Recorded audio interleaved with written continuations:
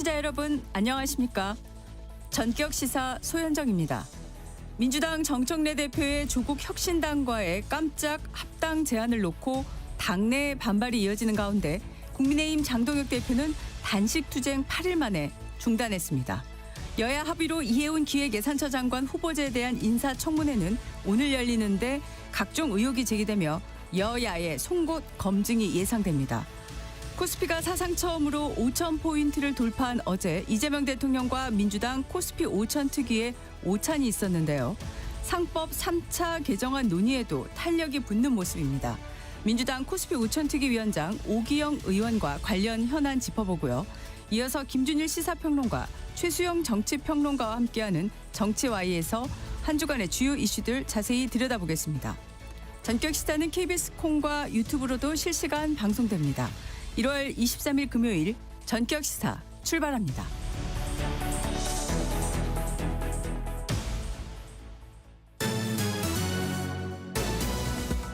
금요일 뉴스 브리핑 시작하겠습니다. KBS 허효진 기자 안녕하세요. 안녕하세요. 이해운 기획예산처 장관 후보자 청문회가 우여곡절 끝에 오늘 열리는데 이번에는 여야가 합의를 했죠. 네, 원래 19일에 열리기로 했던 청문회가 파행됐던 이유가 이 이해운 후보자가 의혹과 관련한 자료를 내지 않는다는 거였는데요. 어제 이 자료 일부를 더 제출하면서 여야가 청문회 개최에 최종 합의했습니다. 국민의힘 측에서도 청문회를 계속 거부만 하게 되면 결국 검증 절차를 거치지 않고 그냥 이 후보자가 임명될 수도 있기 때문에 개최에 동의한 걸로 보입니다. 이재명 대통령도 그제 열린 신년 기자회견에서 이 후보자 관련 질문에 문제가 있어 보이기는 한다면서도 거기에 대해 본인의 해명도 들어봐야 하는 것 아니냐, 그게 공정하다고 말한 바 있습니다. 네, 자 여야가 모두 송곳 검증하겠다고 예고하고 있는데 어떤 부분이 집중적으로 거론될까요? 이 자료를 좀 더 제출했다고는 하지만 국민의힘 간사인 박수영 의원은 이 후보자가 핵심인 아파트 부정 청약 관련 자료는 없다며 보내오지 않았다고 밝혔습니다. 이 후보자의 여러 의혹 가운데 아파트 부정 청약 의혹에 공세가 집중될 걸로 보이는데요. 이 후보자가 결혼한 장남의 혼인신고를 의도적으로 미루고 부양 가족 수를 부풀리는 이른바 위장 미혼을 통해서 청약 점수를 부풀렸고 이를 통해서 서울 반포 아파트 청약에 당첨됐다는 의혹입니다. 만약 아들이 부양가족 수에 포함되지 않았다면 이 후보자의 청약 점수는 당첨권이 아니기 때문에 논란이 뜨겁습니다. 이 밖에도 이 후보자의 과거 인턴에 대한 폭언과 보좌진 갑질 의혹, 또 20억 시세 차익을 거둔 영종도 부동산 특이 의혹과 자녀 병역 특혜 의혹 등 각종 의혹에 대한 검증이 이뤄질 걸로 예상됩니다. 이 후보자는 어제 출근길에서도 청문회에서 소상히 설명드리겠다는 입장을 밝혔습니다.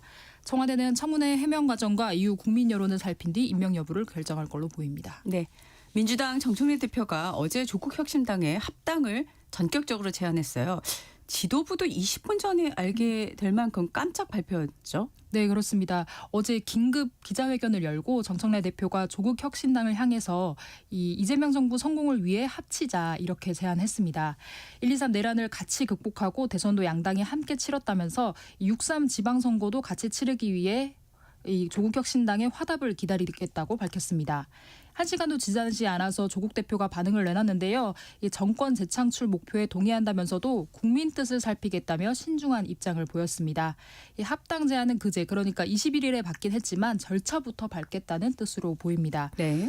이런 깜짝 제안은 당 지도부에도 회견 20분 전에 공유됐다고 하는데요. 이 민주당 안에서는 반대 내지는 불만의 목소리와 또 환영의 목소리가 함께 터져 나왔습니다.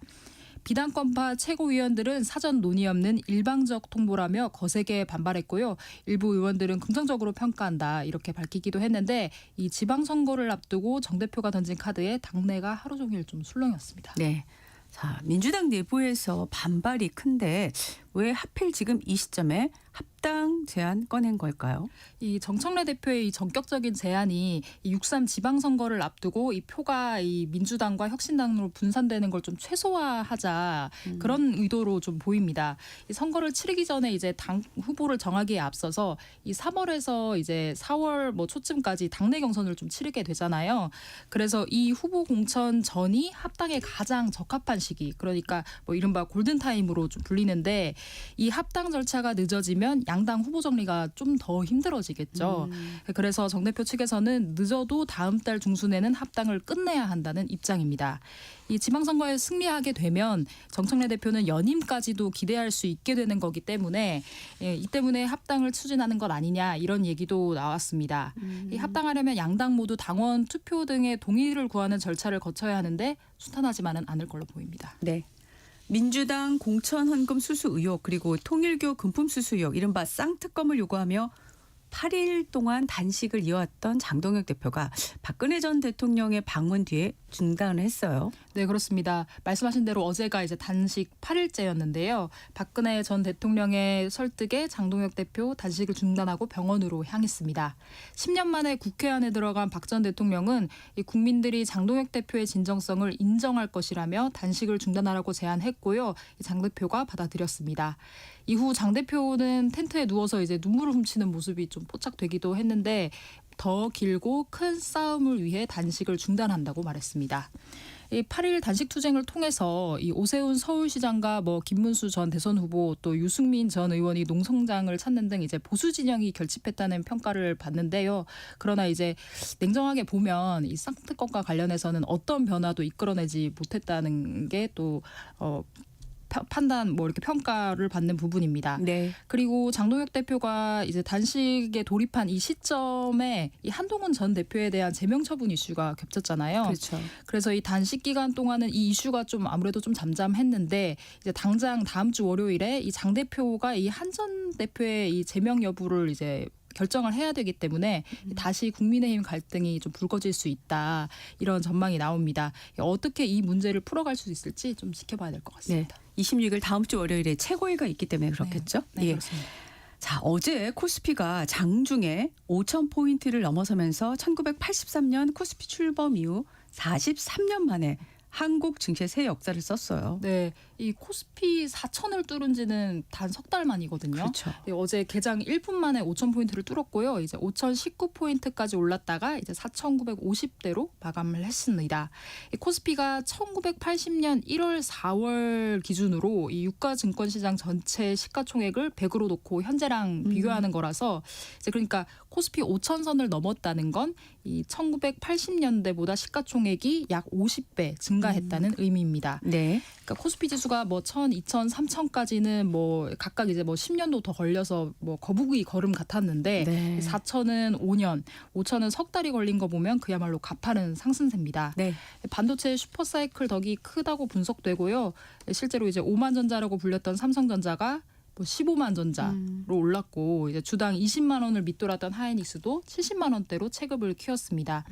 여기에 이제 배당소득 분리과세 같은 이런 주주 친화 정책도 한국 주식의 매력을 높였다는 평가가 나오고요. 특히 이제 트럼프 대통령이 그린란드와 관련한 무력 사용 가능성을 일축하면서 이제 지정학적 긴장이 누그러져서 이 미국 증시가 상승 마감한 부분이 우리 증시에도 좀 긍정적인 영향을 미쳤습니다. 네. 오랫동안 기다려왔던 투자자들에게는 반가운 소식이지만 코스피 5,000 계속 유지할 수 있을까? 또 불안한 부분도 있는 게 사실이잖아요. 네, 그렇죠. 이제 우리 증시가 좀 지나치게 대형주에 쏠려 있다는 부분, 그런 부분에 대한 지적도 나오는데요. 이 증시에서는 그 삼성전자와 SK 하이닉스가 차지하는 비중이 무려 37%라는 점. 확실히 좀 불안함을 키우는 요인입니다. 반도체 업황에 따라서 이 증시도 출렁일 수 있다는 얘기이기 때문인데요.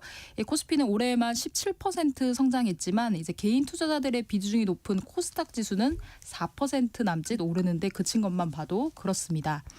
또 빚내서 투자하는 이른바 B2 규모가 사상 최대 29조 원에 달해서 이른바 단타라고 하는데 이 단기간 급등으로 이 차익을 실현하려는 매도세와 함께 이 고환율에 따른 외국인 투자자 이탈도 우려가 됩니다. 네. 일부 증권사는 올해 코스피가 6,000 터치도 가능하다는 전망을 하고 있는데 5,000P에 안착할 수 있을지 관심이 쏠립니다. 네. 자, 마지막으로 쿠팡의 미국 투자사 두 곳이 우리 정부가 쿠팡에 대해서 차별적인 대우를 하고 있다며 미국 정부에 조치를 요청했다고요. 네, 쿠팡에 투자한 큰손인 이 그린옥스와 알티미터라는 곳인데요. 이 미국 무역 대표부에 한국 정부의 쿠팡 관련 조치를 조사하고 또 관세 및 기타 제재를 포함해서 이 적절한 무역 구제 조치를 해달라고 요청했다고 합니다. 네. 이들은 이제 지난해 쿠팡의 개인정보 유출 사고 이후 한국 당국이 쿠팡을 겨냥한 캠페인을 벌이고 있고 이 때문에 투자자들이 수십억 달러의 손실을 봤다고 주장하고 있습니다. 실제로 쿠팡이 개인정보 유출 사실을 공개한 이후에 이 뉴욕 증시에서 쿠팡 주가가 27% 하락하기도 했거든요. 그래서 이제 투자사들은 한국 정부가 차별적 행위를 하고 있다며 이를 중단해야 한다는 입장입니다. 이 투자자들은 또 동시에 한미 FTA에 따라서 이 한국 정부를 상대로도 무역 분쟁 조정 절차에 착수했습니다. 우리 법무부도 이 투자사들이 국제 투자 분쟁 중재 의향서를 제출했다고 확인했습니다. 예. 또 법무부는 이제 법률 쟁점을 면밀히 검토하고 또 국민의 알 권리랑 절차적 투명성 제고를 위해서 관련 정보를 공개하겠다 이렇게 설명한 상황입니다. 네. 로이터 통신은 투자사들의 이 같은 조치가 이 기업 간 분쟁을 정부 간 무역 이슈로 고조시킬 수 있다 이렇게 평가를 했는데요. 이 미국 무역 대표부가 실제로 조사에 착수할지 여부는 45일 내에 결정해야 한다고 합니다. 네. 금요일 뉴스 브리핑 여기까지 듣겠습니다. KBS 허효진 기자였습니다. 고맙습니다. 감사합니다. 전격시사 듣고 계신 지금 시각은 7시 16분입니다. 이어서 교통정보 전해드립니다. 네, 이 시각 교통정보입니다. 현재 아침 출근길 도로의 이동량이 서서히 늘고 있고요. 일찍부터 돌발 구간이 많아 주의하셔야겠습니다. 먼저 영동고속도로 강릉 방향입니다. 동수원 부근 5차로와 갓길에 걸쳐 화물차 화재 사고가 났습니다. 처리하면서 북수원 나들목부터 동수원 나들목까지 꽉 막혀 있는데요. 우회도로를 이용하시는 편이 좋겠습니다.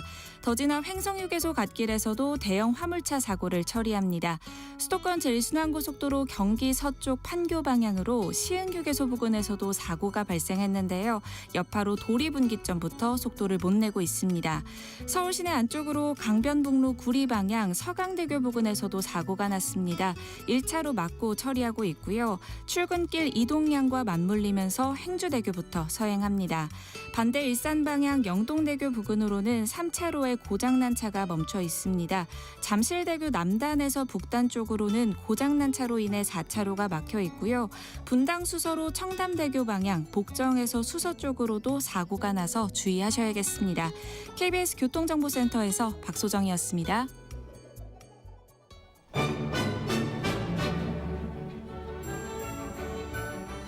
실시간 증시 현황과 전망을 발빠르게 전해드립니다. 이 시각 증시 따라잡기 금요일에는 채슬리 투자자문의 조지한 팀장 함께합니다. 어서 오십시오. 네, 안녕하세요. 네, 그제 미국 시장부터 해서 굉장히 지금 우리 시장이 미국 시장에 대한 관심이 큰데 미국 시장 오늘 상황은 어떻습니까? 예, 트럼프 대통령이 다시 한번 타코 패턴을 보이면서 강하게 상대를 압박한 후에 협상을 하는 모습을 보였습니다. 네. 이틀 연속 미 증시가 상승세를 보이고 있는데요. 오늘 아침 끝난 미국 증시 상승 요인은 한 3가지 정도로 볼 수 있을 것 같습니다. 첫 번째는 지정학적인 긴장이 완화가 되면서 위험회피 심리가 약화가 되었고요. 두 번째로는 엔비디아 CEO 젠슨 황이 다보스 포럼에서 블랙록 CEO 레리 핑크하고 대담을 했는데 이 자리에서 인류 역사상 최대 규모의 인프라 구축이 지금 진행되고 있다. 이런 발언들이 기술주 심리를 크게 개선시켰습니다. 마지막으로는 미국의 경제 지표가 견조하게 나오면서 경기 둔화 우려를 낮춘 겁니다. 소비 지출은 증가하고 있고 고용은 안정돼 있고 GDP는 상향 수정되면서 투자자 심리를 지지한 겁니다. 네. 자, 미국 금융시장 반응 좀 소개해 주시죠. 예, 미국의 2년물 국채 금리가 2.8bp 상승하면서 3.61%를 기록을 했는데요. 이게 그냥 경기 신뢰 강화의 신호로 해석이 되었습니다. S&P 500은 0.5% 상승했고 나스닥은 0.9% 오르면서 장을 마쳤습니다. 러셀 2000이 0.8% 오르면서 사상 최고치를 기록을 한 겁니다. 네. 필라델피아 반도체 지수도 0.2% 오르면서 필반 지수는 연초 대비 13.7%의 오름세를 보이고 있습니다. 네. 자, 미국 증시가 연초부터 중소 중소형주의 강세가 계속되는 것 같아요.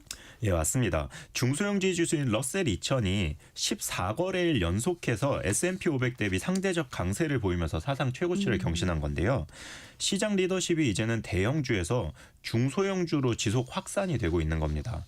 상승장이 특정 대형주에만 의존하지 않고 시장 전반으로 확장이 되고 있다는 이야기인데요. 2025년 대비해서 2026년에 이익 전망치가 M7보다는 S&P 500의 나머지 493종목이 높고요. S&P 500의 493종목보다는 러셀 2000의 이익 전망치가 더 높은 것이 앞으로 중기적으로는 강세장의 퀄리티를 더 높이는 모습으로 볼 수 있습니다. 네. 자, 이번 미국 증시 상승세가 견조한 미국의 경제 지표 때문이라고 이야기를 하셨는데 어떻게 나온 건가요?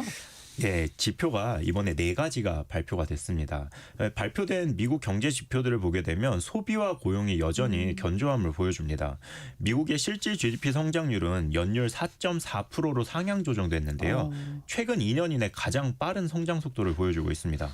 개인 소비 지출은 이번에 2025년 11월분이 발표됐습니다. 네. 이 전월 대비해서 증가세를 보이면서 소비가 둔화되지 않았음을 보여줬고요. 네네. 그리고 연준이 가장 신경 쓰는 데이터인 근원 PCE 물가의 경우는 전월 대비 0.2% 그리고 전년 대비 2.8% 오르면서 인플레이션 목표인 2%를 여전히 상회하고 있습니다. 그리고 신규 실업수당 청구 건수는 주간 약 20만 건 수준으로 유지되면서 고용시장이 급격히 악화되지 않았음을 보여줬습니다. 네. 지금 한 4가지 지표를 얘기해 주셨는데 지금 물가 지표가 높게 나왔잖아요. 그러면 연준 금리 정책에 어떤 영향을 줄까요? 예, 방금 말씀드린 지표들은 연준이 금리를 당분간 동결할 가능성을 높입니다. 인플레이션이 목표치보다 높은 수준이어서 아무래도 조기 금리 인하를 단행할 요인이 좀 약화되었다고 볼 수 있고요. 네. 최소 몇 개월 동안은 정책 스탠스를 유지할 가능성이 높다는 평가가 많습니다. 일부는 6월 이후에 첫 인하를 하고 하반기에 추가 인하 가능성을 전망하고 있기도 합니다. 아무래도 연준이 서두르지 않는 인하 전략을 유지할 가능성이 큽니다. 네. 자, 시장에는 단 하루만 영향을 주긴 했지만 그린란드 사태와 같이 지정학적 리스크요. 시장에 미친 영향 어느 정도일까요? 예, 월스트리트 표현이 재밌는데요. 지정학적 리스크는 이제 소음에 가깝다. 이렇게 이야기를 합니다. 네. 예, 단기적으로는 시장 변동성을 높였지만 직접적인 기업 실적에 영향을 주지 않는 한 제한적인 영향을 보인다. 이렇게 이야기를 하는 겁니다. 트럼프 대통령의 그린란드 관련 발언도 있었고 유럽의 이런 대응 가능성이 시장의 헤드라인 리스크를 자극하긴 했는데 실제로 외국인 투자자들이 미국 시장에서 이탈하는 징후가 없었습니다. 네. 이 뉴스 흐름에 따라서 단기적인 변동성이 나올 수는 있는데 투자자분들이 보셔야 할 거는 실물 경제 그리고 기업 현금 흐름에 실제로 영향을 미치는지 이 부분을 보시는 게 중요할 것 같습니다. 네. 자, 트럼프 대통령 발언이 리스크를 계속 생산하긴 해도 글로벌 자금 흐름을 보면 여전히 미국을 향하고 있는 모습이에요. 예, 스위프트 데이터에 따르면 달러가 글로벌 결제 비중 50.5%로 여전히 지배력을 유지하고 있습니다. 최근 몇 년 중에 가장 높은 수준인데요. 외국인 투자자들은 여전히 미국 주식 그리고 채권에 대규모 자금을 유입하고 있고요. 지난 1년간 약 3조 달러가 미국 증시로 유입이 됐습니다. 이 미국 시장의 수익률 경쟁력하고 유동성 매력을 여전히 보여준다. 이런 단서가 되는 걸로 보입니다. 네. 그린란드 이슈에도 불구하고 해외 투자자들의 미국 이탈 조짐은 제한적인데요. 결론적으로 이야기를 하자면 달러 패권 그리고 미국 자산 선호가 여전히 유지되고 있다는 것으로 볼 수 있습니다. 자, 미국 시장에서 개인 투자자들은 매수세를 보이고 있죠. 예, JP 모건에 따르면 개인 투자자들이 최근 한 주 동안 약 129억 달러 규모의 주식을 순매수했습니다. 특히 지정학적 뉴스가 나왔던 날 대규모로 저가 매수가 발생을 한 겁니다. 개인 투자자들의 위험 감내 성향이 여전히 높은 것으로 볼 수 있는데요. 과거 사례를 보면 개인 투자자의 매수세가 단기 반등을 강화하는 경우는 있는데 반대로 과열 신호로 해석할 가능성도 있습니다. 네. 그렇지만 현재는 공포보다는 기대 심리가 더 우세한 국면으로 평가한다고 이야기가 나오고 있습니다. 네.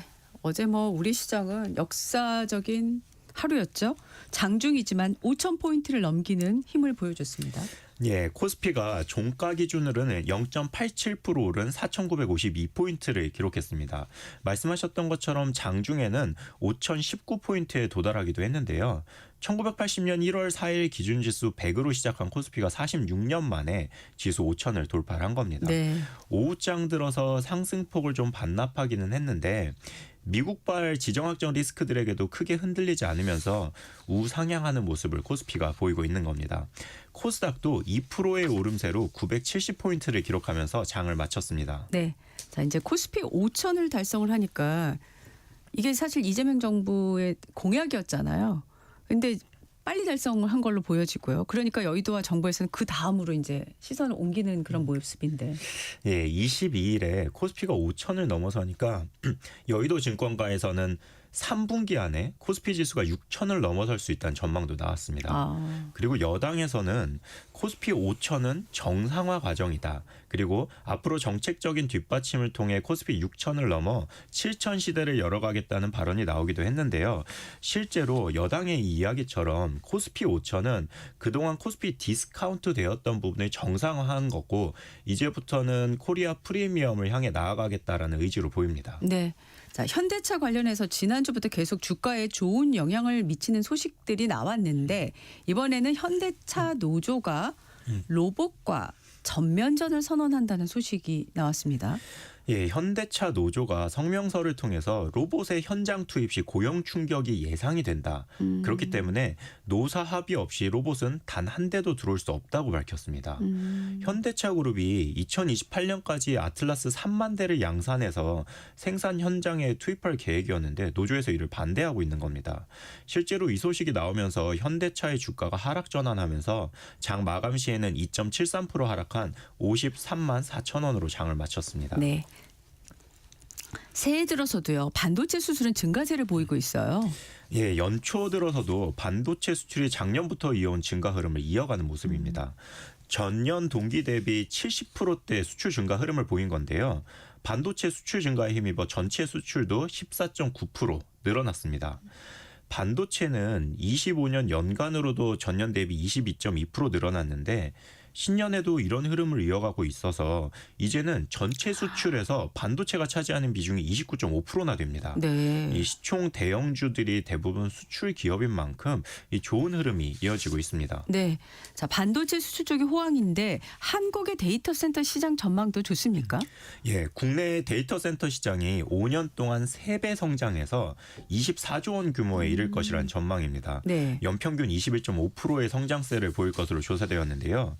시장 조사기관인 리서치앤마켓츠에서는 한국의 데이터 센터 구축 평균 비용이 메가와트당 150억 원 수준으로 아태 지역 다른 국가에 비해서 상대적으로 저렴하다고 언급하기도 했습니다. 네. 자, 증시 자금과 신용거래 융자액은 여전히 사상 최고치를 경신하고 있네요. 예, 투자자 예탁금은 96조를 넘어섰고요. 신용거래 융자액도 29조를 넘어섰습니다. 이 시장으로 편입되는 자금이 계속해서 늘어나고 있는데요. 증권사 쪽 이야기를 들어보면 삼성전자를 사기 위해서 증권사 신규 거래를 시작하는 인원들이 팬데믹 때보다 더 많다고 이야기를 하고 있습니다. 네. 자, 잠시 후에 장이 열리는데 오늘 시장 흐름 좀 알려주시죠. 예, 코스피 야간 선물은 0.7% 오르면서 끝났습니다. 그래서 오늘 코스피의 시초가가 5,000포인트 위에서 시작할 가능성이 높습니다. 네. 미국 시장에서의 중소형주 강세가 14일째 이어지고 있는 부분이 우리 시장에도 영향을 미칠 것으로 봅니다. 상대적 강세라는 것이 결국 빅테크들보다 중소형주 집단의 수익률이 더 좋았다는 이야기니까요. 그리고 필라델피아 반도체 지수도 우리 시장에 영향을 미쳤는데요. 아무래도 오늘은 반도체 이외의 섹터군으로 수급이 좀 확산될 가능성도 보입니다. 그리고 오늘 종가는 5,000포인트 이상에서 끝나면서 종가 기준으로 신고가를 기록할 것으로 전망합니다. 네. 이 시각 증시 따라잡기 금요일에는 채슬리 투자자문의 조지한 팀장과 함께했습니다. 고맙습니다. 예, 감사합니다. 전격 시사 듣고 계신 지금 시각은 7시 28분입니다. 이어서 날씨 정보 전해드리겠습니다. 대한민국 중심 채널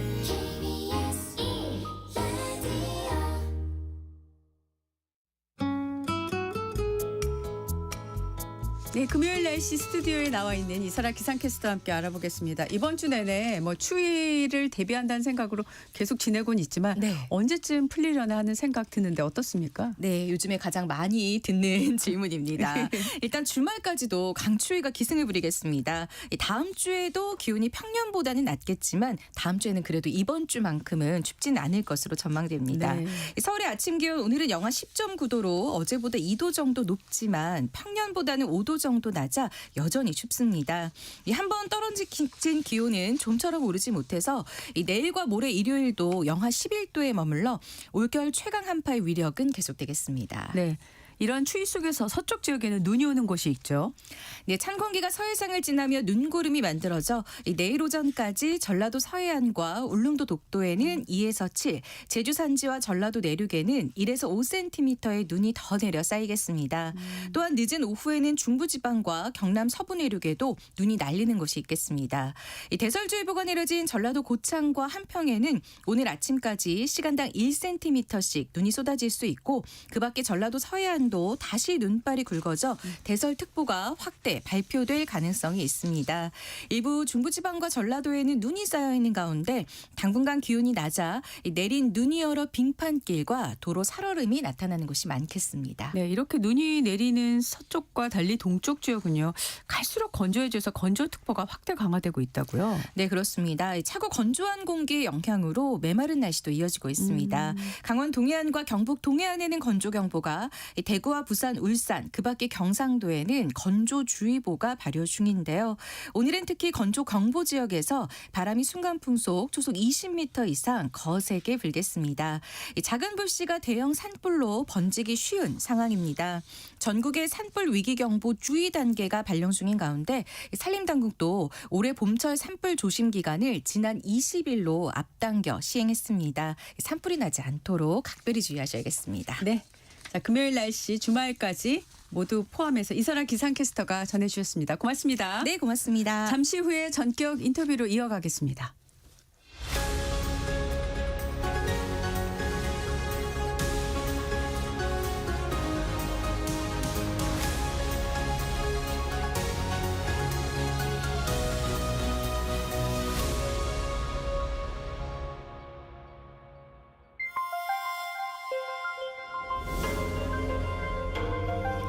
KBS 1라디오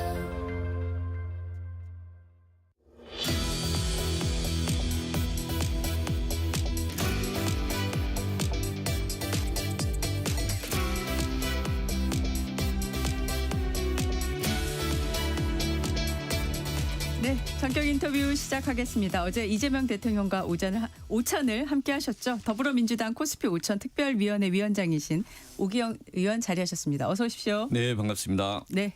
자, 저희가 코스피 얘기를 많이 할 텐데요. 앞서서 어제 합당 얘기가 나왔습니다. 깜짝 제안이라고 언론들은 보도를 했는데 의원님은 미리 아셨습니까? 아니 그걸 특정심이 알았냐 안 알았냐는 초점도 아닌 것 같습니다. 이게 약간 언론의 질문의 각도가 좀 적절하지 않다고 보고요. 네. 민주당이나 국민의힘이 그동안에 같은 정책인 성향이 있는 거지 않습니까? 그러니까 그 논의는 언제든지 할 수 있는 거고 그에 대한 기본 공감이 있는 거죠. 그러나 어제 그 시점이 적절했냐? 여론 논쟁을 할 수 있는 거죠. 네. 그 정도 이중 같습니다. 근데 이제 최고위원 분들 중에서는 공개적으로 좀 반발하시는 분들이 있잖아요. 아니 그걸 반발에 대한 서로 각자의 생각이 있을 텐데 네네. 제가 이야기로는 네. 뭐 하여간 도대체 어느 시점에 하는 게 적절했냐 내지는 어제 대통령의 그 연두 기자회견 그다음에 이제 자본시장의 성과로서 이제 코스피 5천 이게 돌파가 있었으면 좀 그런 것들에 대한 사회적인 인식과 논의가 좀 집중되도록 하는 게 낫지 않는가 이런 것에 대한 아쉬움이 있죠. 알겠습니다. 네. 자, 지금 그 코스피 5천을 어제 이제 찍은 날에 오찬이 있어서 이제 이게 뭐 착시일 수도 있겠습니다만 알고서 오찬 일정을 잡았나 뭐 이런 얘기를 우스갯소처럼 했습니다. 그 전에서 뭐 일정은 잡혔을 텐데요. 분위기는 당연히 좋으셨죠?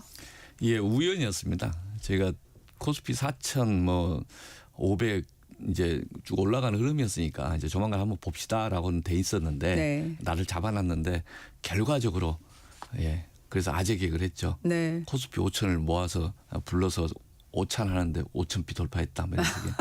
예. 네. 그런데 약간 우연적인 결과적인 그렇게 됐습니다. 네. 어제 그 오찬에서요. 어떤 얘기가 주로 많이 오가셨습니까? 저희 코스피만 이야기하는 건 아니고 이제 자본시장 이게 지배구조 개혁을 하면서 이제 자본시장을 좀 잘 활성화시켜 보자 이런 데 있었는데 이 기조에 대해서 좀 나름대로 시장에서 함께 기대가 형성되고 있으니까 이 정책적 기조를 좀 일관되게 가보자, 한번 더 잘해보자 이런 기류가 전반적인 이야기였습니다. 오찬인데도 일 얘기만 하신 것 같다는 생각이 드네요. 그렇죠. 우리가 저 만나면 일이죠, 그게. 만나면 예, 일이고요. 당연히 정책 이야기를 해야 되는 거고. 알겠습니다. 자, 세간의 관심이 이 부분에도 있어요. 그때 이재명 대통령이 국내 주가지수 추정하는 상장지수 펀드에 4천만 원을 넣었는데 2,700만 원을 벌었다라고 해가지고 아마 100% 정도 수익률 났을 겁니다. 그 정도 났겠죠. 대선 초기인가가 아마 그 ETF 상품을 그러네요. 매입을 하셨으니까 예. 지금 그때 보면 거의 더블됐지 않습니까? 네네. 주가지수 자체가. 그리고 그 중에서 특히 이제 가장 좀 이 수익이 높은 데 분야로 해서 그룹핑이 된 ETF 상품일 것 같은데 저는 결과적으로 그렇게 된 것 같습니다. 네. 예. 혹시 의원님도 투자하셨습니까? 저는 좀 늦게 들어갔습니다. 언제쯤에 들어가셨습니까? 좀 하여간 저는 그 중간 정도였었어요. 그럼 수익률은 100%는 안 되겠습니까? 당연히 안 되죠. 그래도 나셨죠? 좀 났습니다. 네, 알겠습니다. 자, 이게 투자하신 분들 그리고 투자하지 않으신 분들도요. 사실 1년 전만 해도 4천원도 갸우뚱했는데 5천까지 가니까요. 근데 너무 속도가 빨라요. 뭐 좋은 거죠. 좋기는 하지만. 그래서 이렇게 4천에서 5천 앞서 저희 기자가 이제 브리핑을 한 거 보면 4천까지 걸리는 데가 제가 숫자 기억이 안 나요. 저는 이렇게 봅니다. 2024년도 말에 네. 그 시점에서 우리나라 애널리스트들 해외 대한민국 주식시장 애널리스트들 중에 네. 지금 상황을 예측하는 아무도 없었어요. 아무도 없었죠. 그러니까 이것에 대해서 특별하게 네. 이야기하는 게 정책적 기조가 쉽게 바뀌기 어려울 것이다. 그다음 디스카운트 해소되기 어려울 것이다라는 전자에서의 가정들이었겠죠. 그렇죠. 그렇지만 많은 그 전문가들 속에서 코리아 디스카운트 해소하려면 지배구조 해야 된다. 충실하면 도입해야 된다. 그런 얘기가 있었는데 그걸 하다가 말았잖아요. 말았죠. 네. 일본은 2014년도부터 해서 10년 동안 밸류업 정책을 추진했습니다. 계속했죠. 니케이 지수가 3배가 됐습니다. 네. 왜 그런 정책을 대한민국은 못하냐. 그래서 2024년도에 윤석열 정부 전 정부의 금융위에서 2월 달에 발표를 했어요. 밸류업 정책 하겠다고. 그때 바짝 한국 자본시장 제대로 가나? 그 밸류업 정책 소개가 충실음도 들어가 있고요. 자사주 교육도 들어가 있었습니다. 안 했습니다. 7월 달 돼서 멈춰버렸습니다. 한국 시장이 일본처럼 가나 했다가 안 하니까 더 신뢰가 무너졌고 네. 그 무너진 상태에서 그해 연말에 내란 이후에 한국 자본시장 예측이 좋았겠습니까? 그런데 저희가 24년 가을부터 민주당이 주식시장 활성화 TF를 만들었습니다. 제가 상법 네. 대표 발의한 다음부터 쭉 그 같이 했었는데 그 2월 달에 이제 작년 초에 충실의무 상법 개정 통과시켰지만 거부권 행사하고 다시 또 네. 안 되고 그 이후에 이제 제가 공약으로 반영이 되고 이재명 정부 들어서면부터 한 7개월, 8개월 쉼 없이 달려왔지 않습니까? 그렇죠. 근데 이 방향에 대해서 저는 시장이 동의해 줬다고 봅니다. 동의를 해줬다. 디스카운트를 해소하는 방법으로서 이게 적절하다는 것을 동의를 해줬기 때문에 이게 풀린 거다. 저희가 이야기하는 것 중에 PBR 이야기를 많이 하잖아요. 네. PBR은 이제 온 국민이 다 아실 텐데 주가 순자산 비율 PBR. 예. 네. 24년 말 기준으로 해서 저희가 이야기할 때 코스피의 PBR이 0.9였습니다. 일이 안 신흥국 됐죠. 평균이 네. 1.84, 선진국이 3.4 정도 됐었어요. 네. 그런데 그때 시점에서 그러면은 우리가 채권 시장은 이미 선진국 지수 편입됐는데 자본시장, 주식시장은 아직 신흥국 지수에 있지만 그 신흥국 지수의 반토막이라는 거였기 때문에 우리가 신흥국 지수만 따라가더라도 코스피 5천 되겠다. 그 담론을 대선 때 이야기한 거고 그리고 지금 코스피 5천을 전제로 했을 때 PBR 다시 계산해 봤어요. 네. 이제 대한민국의 PBR이 약 1.6 정도 됐습니다. 1.6. 네. 1.6 살짝 넘을 겁니다. 그래도 신흥국 평균보다는 낮죠. 신흥국 평균이 2.26 정도입니다. 그러니까 신흥국보다는 좀 차이가 있고 선진국이 4.01 된 것 같아요. 네. 제가 이번 주 초에 체크를 해보니까. 예. 근데 이걸 기준으로 해보면 코리아 디스카운트가 0.9에서 1.6까지 많이 해소된 거잖아요. 그러나 아직 신흥국 평균을 못 따라간 거잖아요. 네. 코리아 디스카운트가 상당 부분 해소됐지만 아직은 갈 길이 있다. 두 번째로 우리는 코리아 디스카운트를 넘어서 코리아 프리미엄 시장으로 가자는 건데 일본은 좀 상당히 프리미엄 시장으로 좀 가고 있는 중인데 우리는 못 가고 있어서 여전히 갈 길은 멀다. 네. 그러나 그 방향성에 대해서는 맞다라고 시장 참여자들이 호응하고 함께 하고 있는 것이다. 네. 예, 이렇게 봅니다. 주도적인 역할을 하셨던 1, 2차 상법 개정안 입법 효과 어떻게 평가하십니까? 방금 말씀드렸던 게 입법 효과였습니다. 네. 1차, 2차 상법 개정에 대한 사람들의 반응, 또 시장의 반응은 과감했다, 생각보다 빨랐다.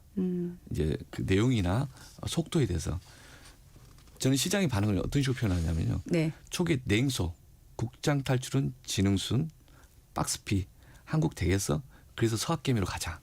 이게 냉소인 거죠. 네. 그런데 1차 상법 개정 이후부터 냉소가 호기심으로 변했어요.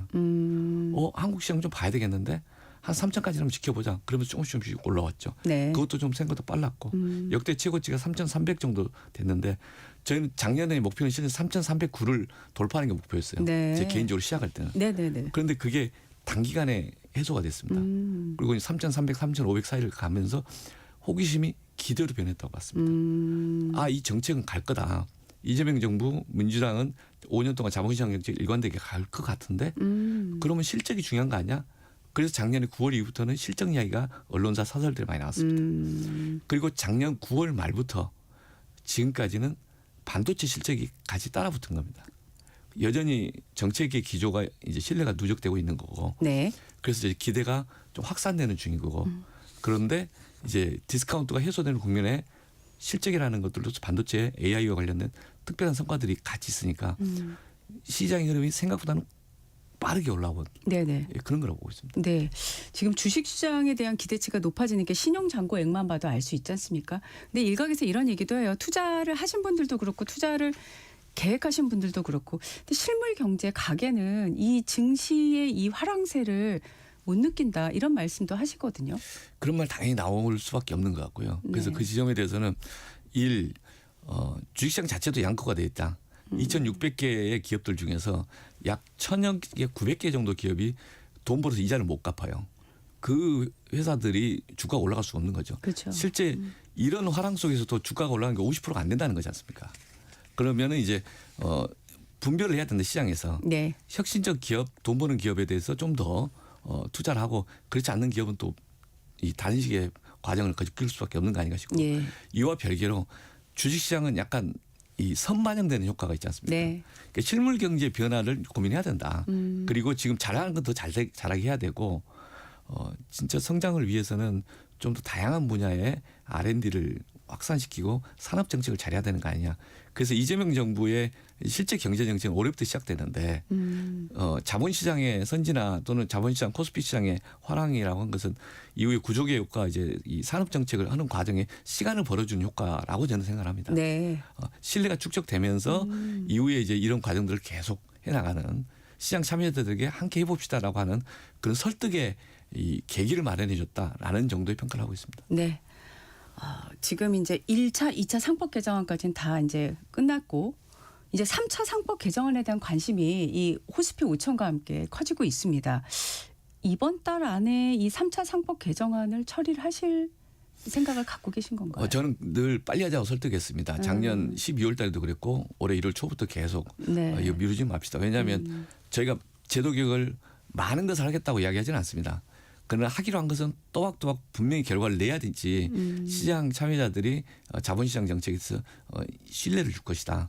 이제 약속을 지켜야 된다 이런 의미에서 그리고 지금 이번 주에 어제 법안 소위 상정하기로 했다가 뭐 단식 등의 여러 가지 이 원내 사정이 이상하게 어려움이 봉착해서 안 됐지만 네, 네, 네. 조속하게 좀 하기를 바란다라고 말씀드리고 계속 소통 중입니다. 네.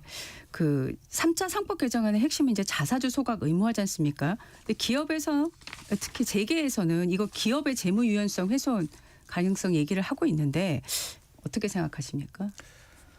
자사주는 회사가 주식을 발행하면서 돈을 받았는데 그 주식을 다시 회수하면서 돈을 준 겁니다.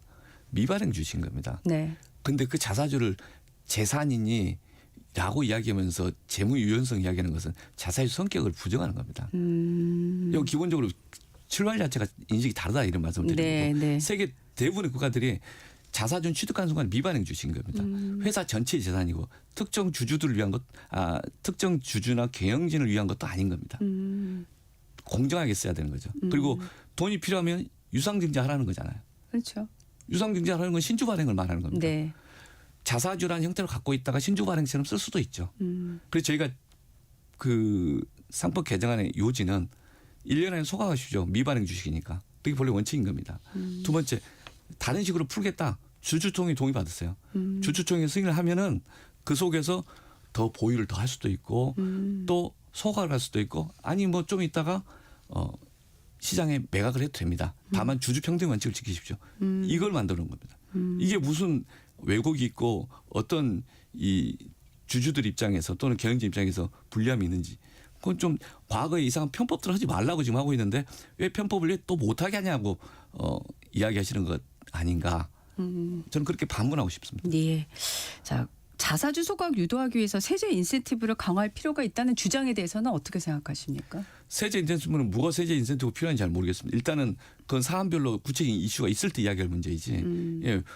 뭐 하면 어떤 이야기만 하면은 세제 주라 뭐 깎아달라만 이야기하는데 자사주는 본래 미반영 주식이라니까요. 그건 그대로 원칙대로 회사법대로 하면 되는 겁니다. 그리고 자사주를 자기 자식이나 특수관계인에 계속 주면서 일반 주주를 뒤통수치는 하지 말라고 지금 이야기했는데 갑자기 세제 혜택 안 하면 안 하겠다고. 이게 무슨 논리적 연관성 있는 질문입니까? 알겠습니다. 자, 지금 앞서서도 코리아 디스카운트에서 이제 코리아 프리미엄으로 가야 되는 그런 국면에 와 있다라고 이제 얘기를 하셨는데, 자, 지금 코리아 디스카운트를 해소해가는 과정에서 그 프리미엄으로 가려면요, 우선적으로 그러면 자사주 소각 의무화는 3차 상법 개정안부터 해야 된다고 보시는 거죠? 지금 코리아 디스카운트라고 하는 것은 네. 지금 워낙 뒤통수 치는 거 우량주를 불량주로 만드는 행태들이 비일비재하기 때문에 네. 그거 하지 말게 하자. 그거 사고 치는 근원점이 거수 이사이기 때문이다. 네. 그래서 거수 이사회를 책임져 이사회 만들자. 그래서 충실 의무 도입 그리고 집중투표제 도입 동시에 이사회 구조를 바꾼 게 1, 2차 상법 개정의 핵심이었습니다. 네. 두 번째 저희가 논의하고 추진하고 했던 것은 거품을 제거하자. 즉 중복 상장의 문제 또는 이제 자사주 문제.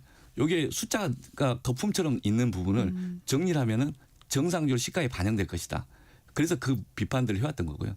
그다음 이후에 기관 투자자들이 장기 투자자들이 회사 경영진에 대해서 분별력이 있어야 된다. 지속적 성장의 포인트가 혁신 성장이고 이제 프리미엄인데 지속적 성장하는 기업을 분별할 수 있어야 되잖아요. 정보를 공유해야죠. 네. 그게 스튜어디시 코드. 네, 네. 예. 그리고 그런 속에서 소통을 하면서 장기적으로 정말 생산적인 그 기능을 하는 그런 기업들에 대해서 투자를 계속 하도록 하려면 주가가 올라가든지 배당을 해주든지 아니면 길게 보고 기다리라고 설득을 하든지 정보 공유를 해야죠. 네. 동시에도 개선. 네, 네. 이런 작업들이 쌓여서 여기는 정말 시장 참여자들도 분별 능력이 있다. 그다음에 뒤통수 치면은 시장에서 외면당한다. 이런 관행이 쌓이면 자연스럽게 혁신적 기업 중심으로 해서 시장을 끌어갈 거라고 봅니다. 저희는 그런 것을 향해서 가고 그 관례가 쌓이면 그 시장이 혁신적 시장이 될 거라 보는 건데 지금은 아직 경영진이 그렇게 문을 열어놓지 않았고 그다음 기관 투자나 장기 투자 입장에서도 그걸 분별하면서 가고 있는 사례들이 아직 많지 않아서 네. 사례를 많이 쌓는 과정이 앞으로 몇 년 동안 있어야 될 거다. 네. 그리고 그 중간중간에 특정한 제도적 이슈가 있다면 그때그때 계속 대응하면서 풀어가겠다. 그래서 저는 프리미엄 시장을 만들어가기 위한 가장 중요한 것은 시장의 참여자들의 적극적 참여, 두 번째 정책적 일관성, 이 두 개가 결합돼야만이 함께 만들어가는 것이다 라고 봅니다. 네.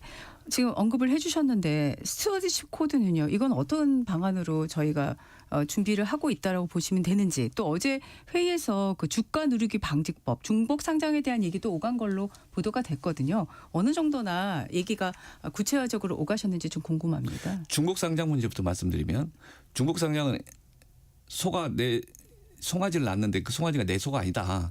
이런 비유를 대통령이 한번 했었어요. LG화학 물적 분할 엔솔 상장을 했는데 LG화학 주주들이 뒤통수 맞았다. 그거 하지 말라는 거잖아요. 네. 다른 나라 같으면 중복 상장 자체를 원칙으로 하지 않아야 되는 거죠. 거래소가 금융감독원이 제대로 정리를 해야 되는 거죠. 상장 규정을 통해서. 근데 그걸 비일비재 풀어줬지 않습니까? 네. 그걸 엄격하게 해야 된다. 이런 문제고 예외적으로 허용을 하더라도 상장회사 그 모회사 주주들에게 상장되는 자회사에 신주 인수할 권한을 줘야죠. 그런 점이나 제도 개선의 방안들이 이미 자본시장법이 정무에 들어와 있습니다. 아, 들어와 있군요. 작년부터 있었는데 네. 계속 처리를 안 하고 있는 거예요. 아, 네. 정부에서 법안 처리를 안 하고 있는 거예요. 이거 이러면 안 된다. 앞으로 제도 개선해야 되는 거죠. 네. 그러니까 몇 가지 그런 지점들이 제도 개선이 안 되니까 네. 또 요즘에 중국 상장 논의가 되고 있어서 네. 그 비판들에 대해서 잠시 점검하는 이야기를 했던 거고요. 네. 그다음 주가누르기 방지법은 좀 다른 차원에서 이게 상속세를 이제 부과하는 방식에서 비상장 회사 경우에는 약 0.8 정도 자산가치 0.8 이상으로 해서 부과하게 해놨습니다. 0.8이나 그 이상. 그런데 상장 회사의 네. 경우에는 이른바 시가 중심을 하는데 주가를 확 누르면 0.3이나 0.2가 되면 0.2나 0.3 기준으로 해서 상속세를 내기 때문에 일부러 상장을 해서 주가를 누르는 행태들이 있는 거 아니냐. 그러니까 일반 투자자들 상장회사의 그 참여자들은 뒤통수 맞는 거죠. 그러니까 그렇지 못하도록 하자. 이게 주가 누르기 방지법이라는 이름하에 이소영 의원이나 김영환 의원이 주장했던 내용들입니다. 네. 근데 그 점에 대해서는 한번 사회적 토론을 해보자. 그런 정도 발상입니다. 네. 지금 이 장중이지만 5,000필을 이제 조기 달성해서 이런 얘기들 나오시더라고요. 코스피 5,000특위 이름도 이제 곧 바꿔야 되는 거 아닙니까? 라는 말들 나오던데요. 어떤 생각을 갖고 계실까요? 처음부터 코스피 5,000이 이름 들어가는 것에 저는 좀 조심스러웠습니다. 그러셨어요? 예, 왜냐하면 네. 정치나 정책이 시장 가격을 결정할 수는 없는 거거든요. 다만 그 시기에는 워낙 저희가 이렇게 해보겠다 의지의 표현으로서 는 것이고 이제 숫자를 빼고 하지만은 일관되게 제도를 풀어가겠다라는 그런 의미에서의 이제 새로운 틀을 좀 만들어 가려고 합니다. 네. 대통령 기자회견에서 이런 발언이 좀 눈에 띄더라고요. 이재명 대통령이 불법 공매도, 시세 조정에 대한 무관용 원칙을 적용하겠다. 그래서 투자 신뢰 회복을 위한 공매도 제도 개선, 불공정 거래 근절 이런 언급을 하셨는데 의원님이 생각하시기에 현재 우리 시장에서 이거는 제도적으로 어떤 보완이 필요하다고 보십니까? 불공정 거래 행위에 대한 부분은 많이 제도 개선을 지금 하고 있습니다. 전 집행의 문제가 더 큰 것 같습니다. 집행의 문제라는 것은 거래소에서 주가 조작이나 시세 조정했던 것들에 대해서 즉시 적발해서 금감원에 넘기고 같이 이야기해서 수사기관을 바로 넘겨버리는. 근데 그런 과정이 있어야 되는데 과거에 보면 그냥 금감원에 묵혀 있었다든지 거래소가 제대로 그 작동을 안 하고 있다든지 뭔가 좀만 시스템을 업그레이드하면 할 수 있는 것도 안 한다든지 이제 일회성 쇼를 한다든지 이런 것에 대한 불신 아니겠어요? 제대로 하다 말겠지. 쇼하다 말겠지. 그러니까 이런 불신을 극복하는 게 필요하고 금융위원회에서 이게 합동조사단을 만들어서 지금 1호 사건, 2호 사건 했는데 금융위도 좀 집중적으로 해야 한다고 봅니다. 일정 정도의 시장의 신뢰를 회복하기 때까지는 1호, 2호 하다가 말고 쇼하다 만다 이런 식의 이야기를 안 듣기 위해서 계속 점검을 해야 되고 특이사항이 있으면 바로 조사를 해서 그것에 대해서 책임을 물어야 되는 거 아닌가. 그리고 이제 주가 조작을 했으면 원금, 투자 원금도 몰수할수록 제도 개선이 이미 됐습니다. 근데 그 사례가 아직 쌓이지 않았어요. 그래서 1호 사건이 실제 기소가 되고 재판받으면서 원금까지 몰수를 해야 주가 조작하면 원금까지 패가망신하는구나. 이득만 뺏기는 게 아니라 범죄의 작물처럼 몰수가 되는구나. 그러면 좀 더 엄격해지지 않을까. 네. 저는 그래서 그 집행 방식에 대해서 금융당국에 좀 더 제대로 해야 된다. 계속 잘해야 된다. 그걸 좀 계속 촉구하고 저희들도 감시하고 있습니다. 네. 여러 제도가 지금 또 이제 후속적으로 논의가 되고 있어서요. 이 질문을 좀 드리겠습니다. 2월부터 한국형 디스커버리 제도를 본격적으로 논의해서 올해 안에 도입하는 것을 목표로 추진한다라는 보도가 있었습니다. 일단 한국형 디스커버리 제도라는 게 뭔가요? 지금 말씀드린 것은 지금 자본시장 정책이 아니라 이제 범위가 좀 넘어간 겁니다. 네. 제가 배임죄 관련해서 배임죄를 좀 완화하자 내지는 경제 형벌을 완화하자 네. 대신에 민사책임을 강화하자. 민사책임을 강화하는 것은 민사상에서 잘못된 것에서 확실히 책임을 묻는 시스템을 하자. 그래서 세 가지를 같이 이야기를 합니다. 하나는 징벌배상, 또 하나는 집단소송, 쿠팡건 것처럼 세 번째가 디스커버리제도, 증거 확보의 절차를 개선하는 것.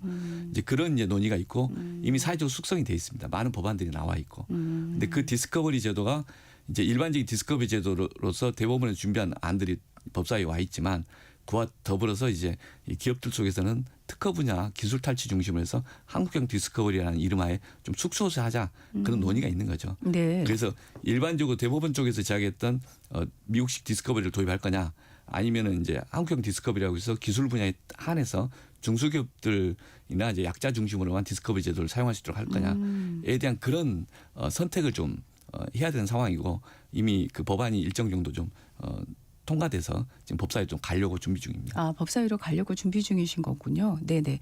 자, 이게 이제 주식시장 관련된 질문은 아닙니다만은 지금 우리 현안 중에 하나가 이제 환율이지 않습니까? 예, 고환율 문제가 계속 언급이 되고 있는데 이게 지금 계속 환율 문제가 장기화되면은요.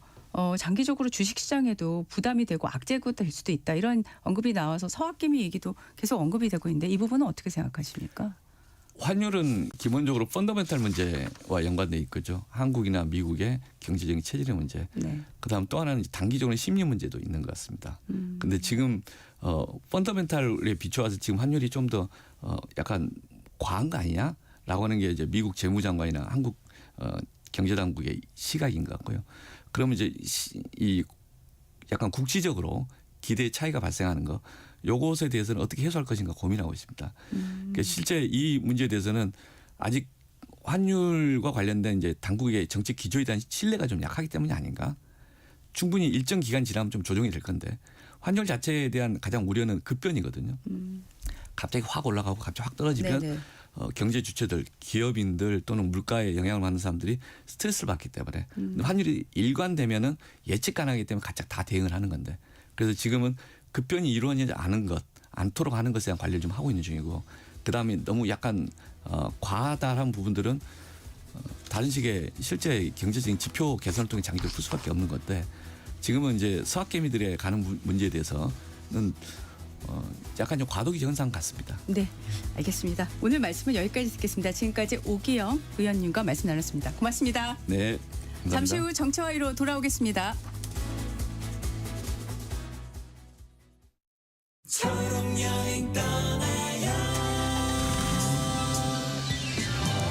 안녕하세요. 조정식의 FM 대행진 식디 조정식입니다.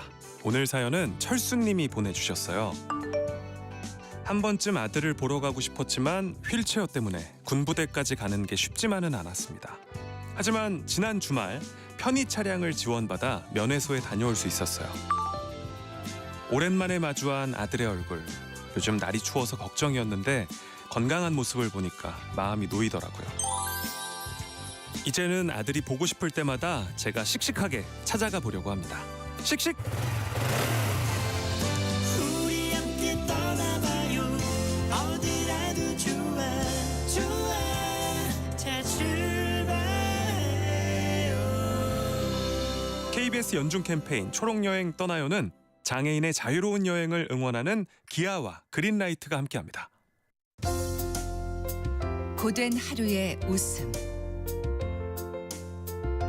안방 일렬의 감동, 가장 필요할 때 여러분 곁에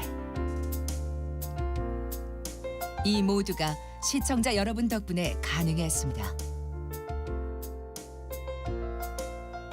방송법 개정에 따라 2025년 11월부터 수신료는 전기요금과 함께 고지됩니다.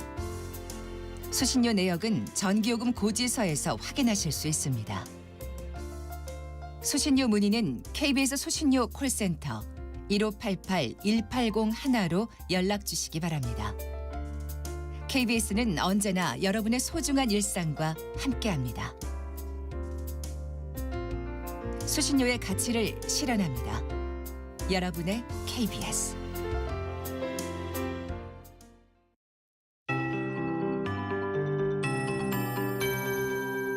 KBS 58분 날씨. 요 며칠 해기차 구름에 의해 영향권역에 많은 눈이 내렸고요. 강풍과 한파, 풍랑 등 위험 기상들의 결합된 날씨가 이어지고 있습니다. 오늘도 북쪽에서 내려오는 찬 공기 영향으로 서울이 영하 10도 10도를 맴돌고 있고요. 기온이 낮은 지역은 영하 20도에 육박합니다. 건강관리와 수도권 동파 등에 유의하셔야겠습니다. 한반특보 곳곳에 내려져 있고 내일도 서울의 아침 기온 영하 11도 등으로 오늘 못지않게 춥겠습니다.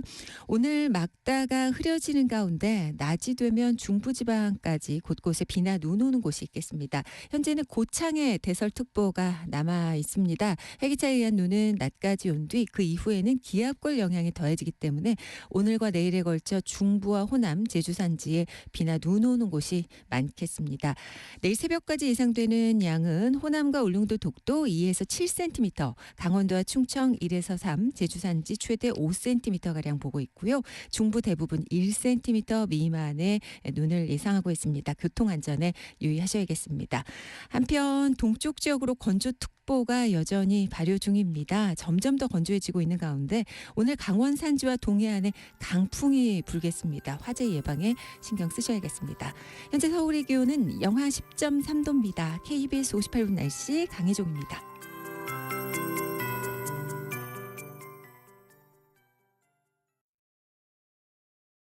정성을 다하는 국민의 방송 KBS가 8시를 알려드립니다. AM 711kHz, FM 97.3MHz, KBS 1라디오입니다. HLKA.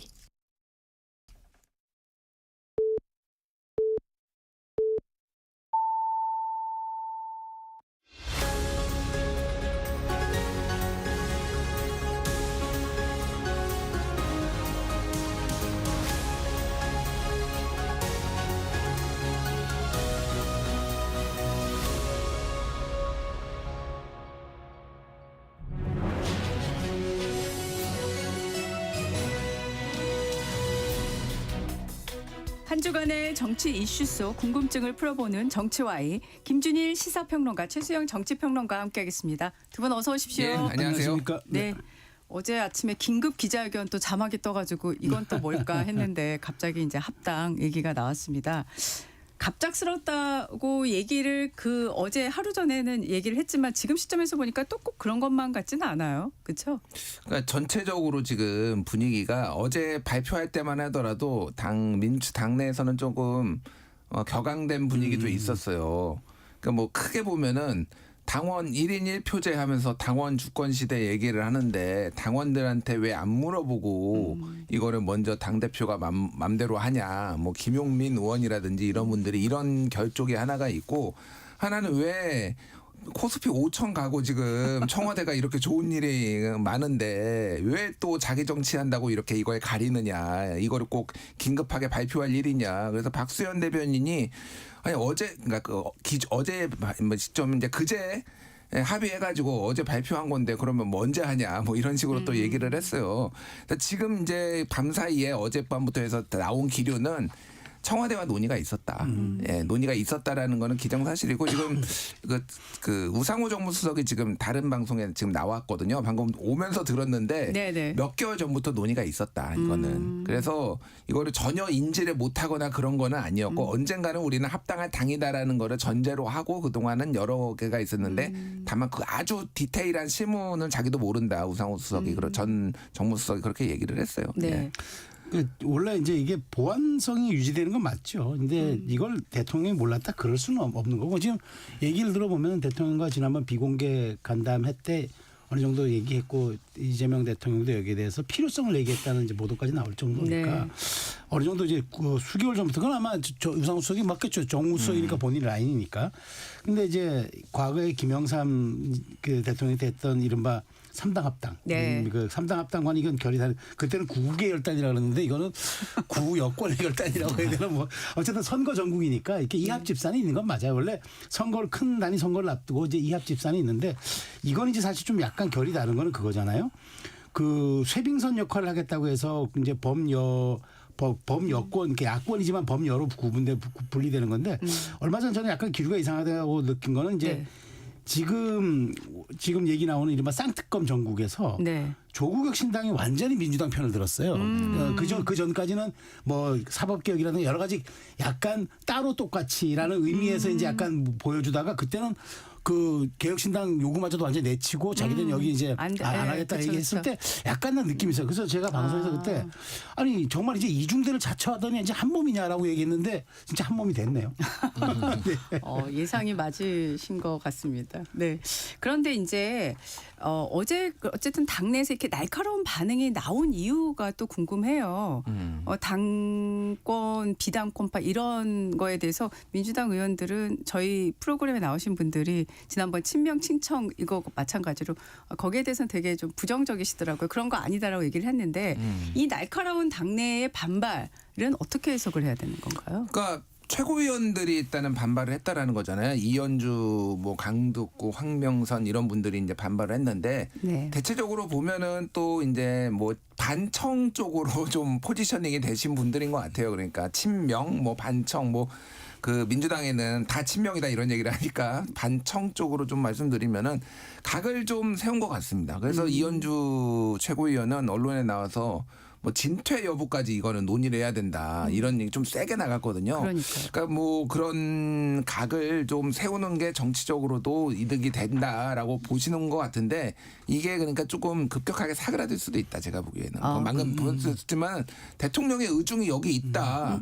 이거 수개월 전부터 논의가 됐다. 뭐 아주 구체적인 실무는 당 대표가 했겠지만은 이 정도까지 나오면은 이거는 이제 절차상의 문제를 좀 더 제기할 수는 있겠죠. 그러니까 왜 당원들의 뜻을 안 묻느냐 이런 중차대한 문제를. 사실 이제 합당하기 시작하면은 조율할 게 많아요. 근데 만약에 합당을 해야 된다라고 하면은 저는 지금이 적기라고 봅니다. 네. 왜냐하면은 이제 후보자들이 이제 몸 풀고 있는 거지 본격적으로 그 후보자들 경선을 붙이거나 그런 상황이 아니잖아요. 하려고 하면은 지금 해야 되고 뒤로 가면 갈수록 이제 복잡해지는 거예요. 이해관계가 더 지금은 합당해 버리면은 어쨌든 그쪽에 조국혁신당에서 몸 풀고 있는 사람, 민주당에서 몸 풀고 있는 사람 경선 붙여버리면 돼요. 그러니까 큰 문제는 아니다. 예.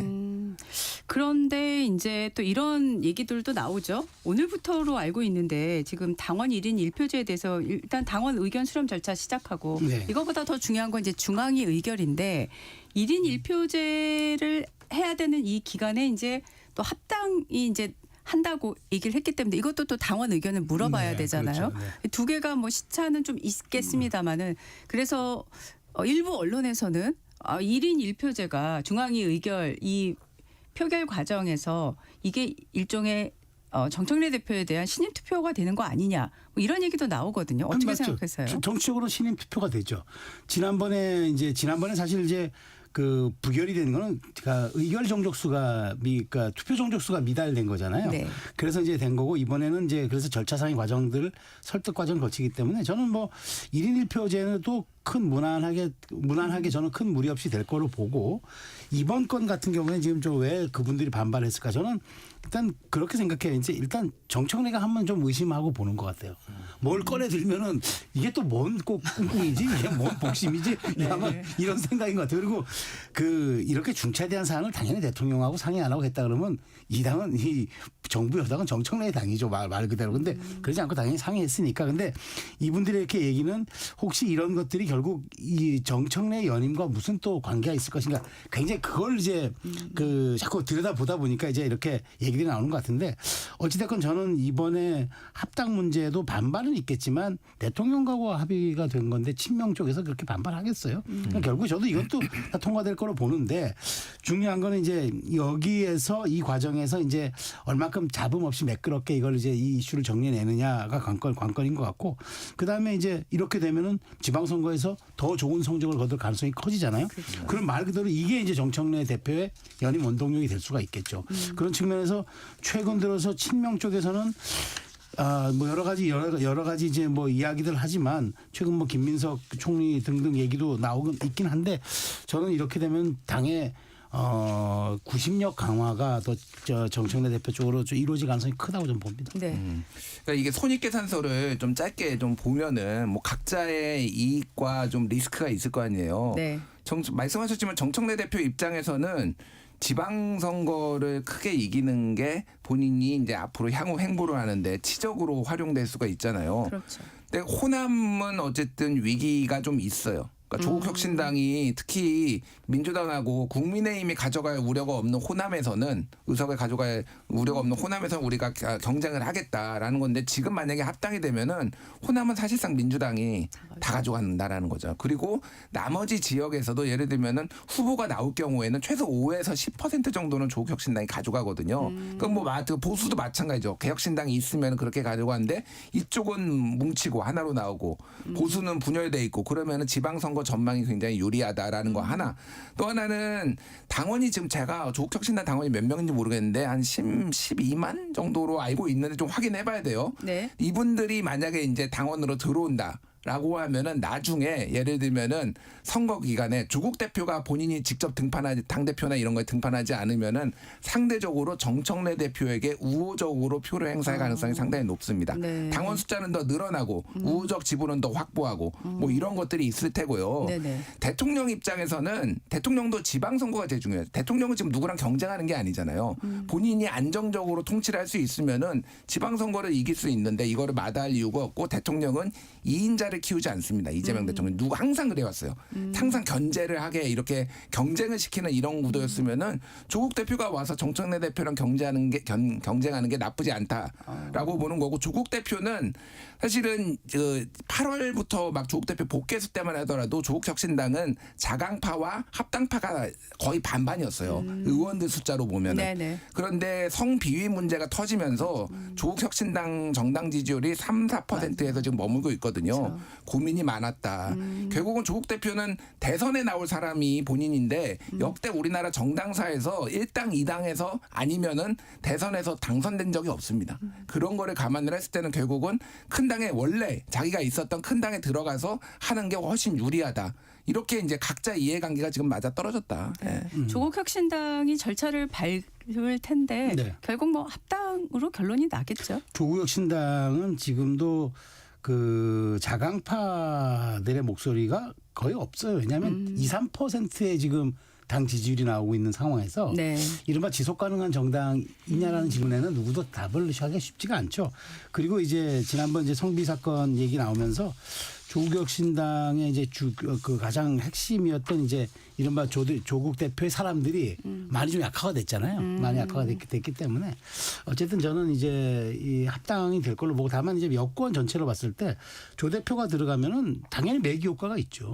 당연히 매기 효과를 내겠죠. 그리고 또 하나의 매기인 김민석 총리 부분도 있겠지만 어쨌든 이렇게 되면 풀이 넓어지는 그런 경우도 생기고 이제 그래서 여기서 중요한 거는 이제 정청래 대표 입장에서는 이게 지금 가장 좋은 꽃놀이패가 된 거예요. 근데 대통령 입장에서 지금 잘 분석해 주셨는데 대통령 입장에서는 일단 성적 내는 데는 가장 중요한 게 뭐 대통령 입장에서도 이게 국정 지지율과 바로 연동되니까 되는 거니까 그렇게 놓고 보면 대통령은 여러 가지 정청래 대표의 당 장악력은 내가 조금 용인하되 어쨌든 나도 남는 장사이기 때문에 이건 추진할 수밖에 없고 조 대표 입장에서도 이런 식으로 군소정당의 그 한 리더로서 몰락하는 것보다 지금 차라리 큰 바다에 뛰어들어서 어쨌든 매기 효과를 보여주는 게 나쁘지 않기 때문에 그러니까 뭐 이건 제가 보기에 서로 간의 이해가 잘 맞아 떨어진 케이스고 다만 개별 의원들의 반발은 여러 가지 자신들의 이해관계는 좀 따로 있겠죠. 그러다 보니까 그건 반발하는 건데 한마디로 얘기하면 대세는 큰 지장이 없다. 대세에 큰 지장이 없다. 네. 그러면 이제 조국 대표와 조국혁신당과 더불어민주당이 이제 합당을 전제로 한 질문 여기까지만 드릴게요. 그럼 조국 대표는 이제 합당이 됐을 때 이번 지방선거, 국회의원 재보궐선거 어떻게 포지셔닝 할 걸로 생각하세요? 지방선거는 좀 광역단체장은 지금 나갈 만한 데가 마땅치 않아요. 뭐 워낙 이제 대표적인 게 좀 상징성 있는 데를 나가야 되잖아. 조국 대표 정도면은. 근데 네. 서울은 이미 경쟁자가 한 득실득실합니다. 거기는 민주당에도 한 10명 정도 지금 나와 있고 예. 부산 같은 경우에는 전재수 의원이 지금 수사를 받고 있음에도 워낙 막강해요. 뭐 여론조사 수치는 말씀 안 드리겠지만은 워낙 좋게 나오고 있어서 지금 상황이면 전재수 의원이 나올 가능성이 상당히 높다.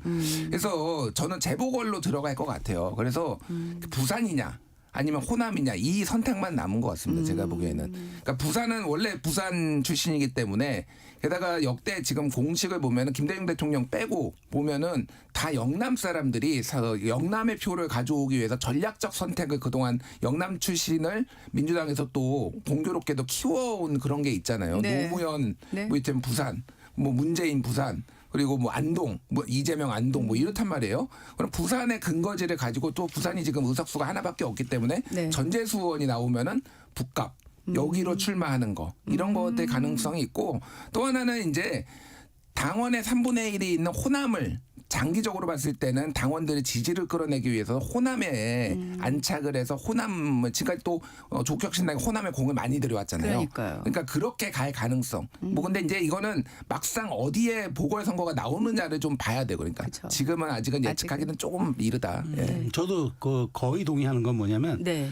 그 국회의원 보궐선거로 가닥을 틀 것이다. 근데 다만 이제 호남일 가능성이 더 높다고 봐요. 호남. 네. 그러니까 왜냐하면 호남을 먹는 자가 결국 민주당 그러니까 진보 진영에서는 대통령 후보가 되는데 근데 호남을 놓고 가기엔 좀 애매한 지점이 이제 정청래 대표가 워낙 공을 들이고 있어서 과연 그러면 합당을 하더라도 이쪽에 공천을 줄 것이냐. 저는 이제 그런 그 하나 있고 그다음에 또 하나 남는 과제는 그거야. 지금 전재수 의원 말씀하셨지만 전재수 의원이 많이 흔들리는 상황이 오면 언제라도 대체제 투입이 가능할 거예요. 왜냐하면 당신 크기 그 재보궐선거에서 쉽게 여기 오는 건 당신 체급에 안 맞는다. 최소한 당신의 정치적 존재 가치를 한번 증명해봐라 얘기하면 부산시장 정도 급은 돼야 될 수도 있을 거예요. 당에서 또 이제 합당됐으니까 당에서 그렇게 조 대표 정도면 그 정도 돼야 되는 거 아니에요. 얘기를 물론 이제 전제 조건은 전재수 의원이 흔들려가지고 여권으로서는 여기 투입할 대체제가 마땅치 않을 때 조 전 대표 카드는 살아있다고 보고 조 전 대표는 반드시 아마 국회로 올 생각을 할 거예요. 다만 호남일 경우에는 이게 정 대표가 이 부분은 조금 약간 좀 어쨌든 지금 당의 지분을 놓고 보면 뭐 8대2, 9대1 합당하더라도 그 정도 아니겠습니까? 네. 그렇다면은 그 부분이 아마 변수가 될 것 같다는 생각이 들어요. 전 대표가 아니라 조국 대표입니다. 현 대표입니다. 조전 대표, 조전 대표가 벌써 합당을 전제해서 죄송합니다.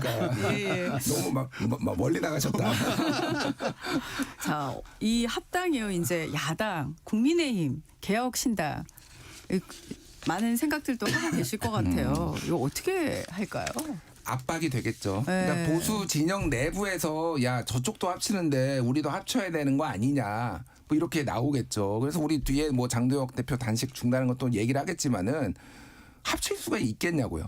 개혁신당이. 그러니까 개혁신당은 어쨌든 윤석열에 탄압받아서 윤석열 대통령한테 탄압받아서 이준석 대표를 해서 청년들 중심으로 해서 나온 정당이고 게다가 비상계엄, 불법 비상계엄에 대해서는 확실하게 선을 그은 상황이잖아요. 그렇죠. 제가 그래서 계속 얘기하는 게 있습니다.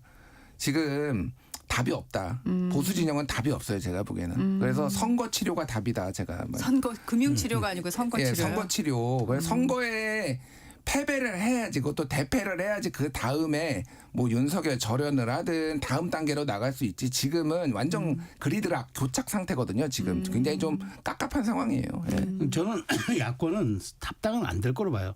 다만 선거 연대는 저는 어떤 식으로 될 겁니다. 근데 다만 선거 연대가 뭐 느슨한 수준이냐 아니면 뭐 아주 꽉 짜인 수준이냐인데 뭐 느슨하고 꽉 짜이고 세석밖에 안 되는 개혁신당이다 보니까 그건 없을 거예요. 근데 상징적인 의미의 선거 연대가 될 겁니다. 근데 뭐 지금 개혁신당에서도 뭐 서울시장 후보군 뭐 등등 몇 개 지금 내고 있고 또 출마 선언하신 분들도 있곤 한데 현실적으로 사실 뭐 그게 완주해가지고 15% 득표를 한다는 게 그건 쉬운 일이 아니기 때문에 선거연대를 할 겁니다. 다만 이준석 대표 입장에서는 지금 이게 좋은 공간이고 기회잖아요. 그러니까 네. 본인 입장에서는 지금 장 대표에게 힘을 실어주는 일종의 그런 시그널 정치를 통해서 영향력을 확대를 껴야지만 실제로 또 선거연대 얘기 들으면 말 확 달라져요. 아니 뭐 그런 정당하고 내가 왜 시너지가 나겠냐는 식으로 또 얘기를 하는데 이러면서 이제 밀당을 할 겁니다. 그런데 저는 이제 장 대표가 단식 이후에 이제 다음 주부터 내놓을 이제 그 메시지하고 네. 당의 방향성 그리고 이제 제가 알기로 국민의힘이 2월 초반 설 전인가 아마 당의 정강 정책을 이제 최종적으로 바꿔서 낸다 그러더라고요. 네. 그거 하나 있고 예. 당면 개정이 또 하나가 당면 개정. 2월 예. 한 설 전에 또 나오겠죠. 그러니까 이 두 가지에다가 장 대표의 이제 그 정치적 스탠스, 그게 이제 당의 정체성과 방향성과 이제 맞물리가 다 보니까 네네. 요게 어떻게 나오느냐가 이제 이준석 대표가 좀 더 빨리 선거연대에 들어오느냐 아니면 조금 좀 뒤로 계속 밀당하면서 조금 더 본인의 공간을 확보해내느냐 뭐 그 차이일 뿐이지 저는 길게 보면 선거연대로 갈 수밖에 없다고 봅니다. 길게 보는 게 지방선거라고 저는 생각하지는 않고요. 네. 지방선거는 연대하기 저는 힘들다고 봅니다. 아 그렇게 보세요? 예, 명분이 있어야 될 거 아니에요. 생각보다 이준석 대표나 이 개혁신당은 명분을 꽤 중요하게 여겨요. 그러니까 그 전략적으로 이를테면은 뭐 이렇게 특검을 하기 위해 관철시키기 위해 손 잡는 거는 본인들도 오케이라고 했지만은 계속 지속적으로 얘기를 하는 거는 근본적으로 윤호개인하고는 손잡을 수 없다라는 얘기를 하고 있거든요. 그러면 이게 그 당내에서 그 지지층들도 그래요. 그 개혁신당 지지층이 좀 복잡한데 어쨌든 청년들 중심인데 2030 남성들 뭐 이들이 그러면 다 윤호개인하고 화합할 수 있느냐. 오히려 굉장히 심리적 거리감은 더 있을 수 있어요. 오히려. 예. 그래서 이게 쉽지 않다. 제가 보기에는. 아마 손잡겠다, 전략적 연대한다라고 하면은 대거 탈당할 걸요. 아마 개혁신당에서. 예. 아니 근데 이제 지금 상황에서는 그럴 수 있는데 이제 뭐 윤 어게인, 윤 절연 지금 얘기 나오는데 2월에 이제 윤 전 대통령 2월 이제 19일. 네. 1심 선고 있잖아요. 네네. 내란 우두머리 혐의. 예. 그게 지금 사실 이제 이 뭐 조금 결이 다른 얘기지만 그 정청래 대표 합당 선언이 한덕수 총리에 대한 전 총리에 대한 재판 결과를 약간 희석시킨 또 결과가 나왔어요. 그게 한참 얘기가 될 무렵에 이 조국 혁신당의 문제가 합당 문제가 지금 확 엎었으니까. 근데 지금 국민의힘 입장에서는 여기서 이제 한번 사실 어찌 보면은 법원의 판결이 국민의힘 입장에서 대단히 센 판결이었단 말이에요. 그렇죠. 그래서 약간 충격을 받은 상태에서 이제 2월 이제 윤 전 대통령까지 가잖아요. 그럼 오히려 그 자체가 저는 사법의 판단을 이제 존중한다는 쪽으로 계속 이제 가다 보면은 그 자체가 윤절연이 되는 거고 또 어제 이제 박근혜 전 대통령이 어쨌든 정치 무대에 또 등판하셨잖아요. 그렇죠. 그런 측면에서 놓고 보면은 자연스럽게 저는 그 문제는 좀 희석될 가능성이 높다. 그리고 박근혜 전 대통령이 누굽니까? 이준석 대표를 정치권에 영입한 사람이거든요. 그럼 이런 여러 가지들의 뭐 제가 뭐 퍼즐 맞추기 하는 건 아닌데 네. 어쨌든 정치라는 거는 각각의 개별 사안들이 모여서 큰 총합을 만들어내는 거니까 그렇게 놓고 보면은 저는 뭐 어쨌든 김준일 평론가 말씀은 뭐 그게 대선까지나 총선 가면 모를까라는 말씀인데 저는 이번 지방선거에도 어느 정도 그러니까 느슨하다기보다는 어쨌든 상징적 연대는 충분히 할 거라고 봅니다. 네, 알겠습니다. 단식을 드디어 마치고 지금 잘 몸을 추스리고 계실 거라 생각을 합니다. 장동혁 대표 단식 얻은 것과 잃은 것. 최 평론가님 네. 먼저 말씀해 주시죠. 글쎄요. 아직까지 뭐 잃었다는 걸 먼저 말씀드리는 게 좋을 것 같은 게 어쨌든 관철시켜내지 못했다. 그러니까 우리가 그 정치에서는 어떤 어젠다를 제기하는 게 중요한 게 아니라 어젠다를 관철시켜내는 게 정치의 힘이고 그게 정치인의 힘이거든요. 네. 근데 그건 어쨌든 외견상 하진 못했어요. 네. 그 부분은 아쉬울 수밖에 없다. 제1야당 대표가 단식하는 게 헌정사에서 제가 알기로 한 10번 정도밖에 안 되는데 그중에서 이렇게 소득 없이 어쨌든 병원으로 이제 철수하고 갔다는 게 이제 그건 좀 아픈 지점이지만 박근혜 전 대통령까지 단식장에 끌어냈다는 것. 그거 그다음에 그러니까 흔히 얘기하는 이제 뭐 보수의 그러니까 보수의 장악력을 높였다라는데 그 점은 저는 장악력을 이전에 장동혁이라는 1.5선의 정치인이 이제는 보수가 상징할 수 있는 사람으로까지 올라섰던 것. 그러니까 사실 1.5선의 당대표였잖아요. 그렇죠. 1.5 그러니까 선이시죠. 많은 예. 분들이 그래서 지금 당 장악력이 부족해가지고 그러니까 강성 당원들과 절연을 못하고 계속 저렇게 미적되고 있다라고 얘기했는데 그것을 넘어선 어쨌든 일종의 그 상징물로 좀 우뚝 선 8일의 단식 그거는 굉장히 큰 자산이다. 앞으로 본인의 정치 무대에서 일종의 서사도 될 것 같다는 생각은 들어요. 김평론가님 어떻게 생각하세요? 황교안 장동혁 평행이론이 완성되고 있구나. 저는 이거를 정반대시네요. 예. 뭐 정반대라기보다는 네네. 그냥 그 간의 역사적 사건들을 제가 이제 대입을 해보는 거예요. 황교안 대표가 2019년에 겨울에 단식을 했고 정확하게 장동혁 대표랑 똑같이 8일간 단식을 하고 그만뒀습니다. 그때도 많은 의원들 찾아오고 보수들 다 뭐 원로들도 찾아오고 그랬어요. 그 효과가 얼마나 갔죠? 물론 본인의 당 내에서의 지위는 그리고 장악력이라고 하죠. 그립감은 올라가긴 했습니다. 근데 결국은 이거는 입증은 선거로 하는 거예요. 그러니까. 게다가 선거가 코앞에 있기 때문에 선거로 해야 되는데 그러면은 단식을 지금 장동혁 대표가 단식을 해서 당 지지율이 올라갔습니까? 아니면은 지방선거의 전망이 밝아졌습니까? 가장 근본적인 문제는 해결이 안 됐어요. 그게 뭐냐? 단식을 할 때가 아니라 단절을 할 때다. 윤석열과의 단절을 할 때다. 이런 얘기를 제가 지속적으로 하고 있는 이유가 국민들은 그냥 보는 거예요. 단식하네. 근데 뭐 그만뒀네. 근데 왜 윤석열은 이렇게 물을 수밖에 없는, 게다가 2월 19일에 이제 또 나올 거 아닙니까? 그렇죠. 줄줄이 계속 나와요. 그다음 국민의힘의 그 한덕수 논평이 저는 눈에 띄었는데, 존중한다. 사법부 재판 존중한다라고 뭐라고 했냐면은 헌법과 법률에 따라 최종 판단을 기대해 본다. 그럼 대법원까지 3년 동안 그럼 이 상황으로 끌고 가겠다는 겁니까? 그러니까 끝까지 지금 보겠다라는 거예요. 그러니까 이거는 사과가 나와야 돼요. 한덕수 총리는 게다가 대선 후보로 야밤에 세우려고 했던 분이잖아요. 이게 아무런 관련이 없는 분이 아니에요. 근데 남 얘기하듯이 지금 이렇게 하고 있거든요. 곤혹스러운 거 알겠지만은 정면으로 이 난제들에 부딪히는 용기는 없고 지금 단식하고 엉뚱한 데 지금 헛다리 짚고 있다. 네. 네. 제가 이 지점에서 이 질문을 하고 넘어가야 네. 될 것 같아서요. 이번에 많은 보수 진영의 인사들이 그 단식장에 오셨는데 한동훈 전 대표는 이제 끝내 안 오거나 못 오거나 하고 이제 끝났습니다. 요거는 어떻게 보세요? 이건 저도 정말 좀 안타깝다는 생각이 드는 게, 한동훈 전 대표 입장에서는 굳이 이제 그러니까 여기 오는 게 아마 자기가 굽히고 들어간다고 생각을 한 것 같은데, 저는 그렇게 생각하지 않거든요. 정치라는 게 사람이 하는 일인데, 어쨌든 그 전 당대표가 단식을 통해서 굉장한 자신의 이슈 관철 능력을 보여주려고 노력하고 있다 그러면, 거기에 가서 그냥 손만 잡아주는 거, 아무 말을 하지 않아도 손만 잡아주는 것만으로도 저는 그 정말 보수의 투샷이 나오고, 또 한동훈 전 대표에게 제기되는 일종의 말하자면은 좀 약간 그 엘리트 정치, 그다음에 좀 무오류의 정치, 뭐 이런 것들을 좀 인간미로 좀 약간 치환시켜내는 좋은 공간이고 또 시간이었는데, 끝까지 안 하더라고요. 그러니까 저는 그걸 보면서 저는 한 전 대표가 늘 그러니까 많은 분들이 한 전 대표에게 요구하는 게 조금 더 좀 인간미 넘친 정치력이 있었으면 좋겠다 얘기를 하는데, 그 부분을 결국 보여주지 못한 거. 그러니까 좋은 기회였거든요. 여기에서 그러니까 이 자체가 그 한 전 대표 입장에서는 내가 장 대표가 더 위에 있는 모습들을 이렇게 보여줄 수 있다라고 좀 부담 갈 수는 있겠으나, 사실 정치는 좀 그런 걸 뛰어넘었을 때 좀 감동을 주는 거라고 좀 보는데, 네. 그 측면에서 저는 굳이 한동훈 한 전 대표가 이번에 가지 않은 거는, 저는 제가 보기에 그거는 뭐 진짜 그러니까 명분도 실리도 없는 게 아니었느냐. 전 좀 조심스럽게 말을 해야 되니까 좀 그 생각이 들어요. 네. 네. 김준일 평론가는 어떻게 생각하세요? 아니 뭐 저도 가는 게 좋겠다. 이게 국민을 상대로 하는 거고, 이거는 여론전이기 때문에.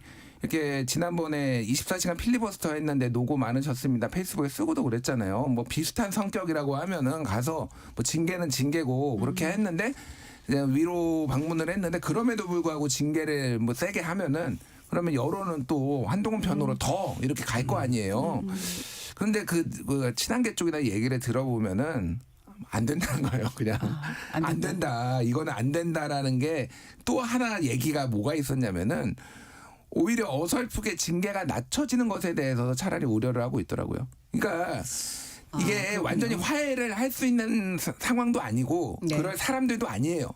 그런데 뭐 이를테면은 제명했다가 그래 우리가 너무 선처를 해줄게, 다음 건 정지 2년, 이게 더 애매하다라는 거예요. 차라리 그냥 확실하게 제명 피해자 서사를 만들자, 그냥 이런 얘기들이 좀 나왔다고 합니다. 그래서 뭐가 옳은지는 나중에 보겠으나, 한동훈 대표가 어쨌든 보수에서 만약에 이제 지방선거 이후에 장도혁 체제가 붕괴된다라고 하더라도, 한동훈이 그 대안으로서 당원들한테, 이 국민의힘 주류한테 인정받을 수 있을 것인가에는 개인적으로 좀 회의적이다. 예. 알겠습니다. 그러니까 저도 한 전 대표가 이번 사실 어찌 보면은 저도 그래요. 징계 여부와 관계없이 본인의 좀 일종의 향후 정치 이력에 있어서 굉장히 좋은 하나의 그 사례를 남길 수 있는 사안이었는데, 너무 이걸 유불리로 따지고 계산을 한 것 같아요. 그러니까 차라리 여기서는 아무 생각 없이 그냥 가서 보여주는 것만으로 빠지고, 그러니까 거기에 대해서는 노코멘트 해도 돼요. 그 기자들이 와서 어떻게 물으면은, 아니 야당 대표가 저렇게 목숨을 걸고 단식하는데 안 와봅니까? 정도로 하고 빠져도 저는 그거 괜찮았을 것 같은데, 그게 너무 아쉽다는 거예요. 그러니까 그렇게 여러 가지 생각을 했던 것 같은데, 그게 많은 생각이 저는 오히려 발목을 잡았던 것 같아요. 네. 1분 남았는데, 박근혜 전 대통령이 10년 만에 국회를 방문했고 단식 현장에 와서 그 단식을 중단하라고 얘기했는데, 바로 한 장동희 대표가 받으셨어요. 네. 어떻게 보셨습니까? 출구 전략이 박근혜였나? 뭐. 아 그래서 요새 지금 보도에서 사전에 얘기를 한 거냐 뭐 이런 의문도 제기들 하는데 아니라고는 어떻습니까? 하는데 네. 시기적으로 보면은 네네. 뭐 이런 문제들이 그냥 직자적으로 된 것 같지는 않고요. 아마 여러 가지 출구 전략의 그 안 가운데 하나였는데 그게 가장 현실성 있게 거론된 것이 아닌가 좀 그렇게 생각합니다. 박근혜 대통령은 유영아 의원이 대구시장 출마를 하려고 한다라고 해요. 그런데 그거를 지지하기 위해서 왔다라는 해석들이 있어요. 그래서 뭐 그거를 좀 지켜봐야 될 것 같습니다. 예. 네. 네. 잠시 후에 정치와의 이어가겠습니다.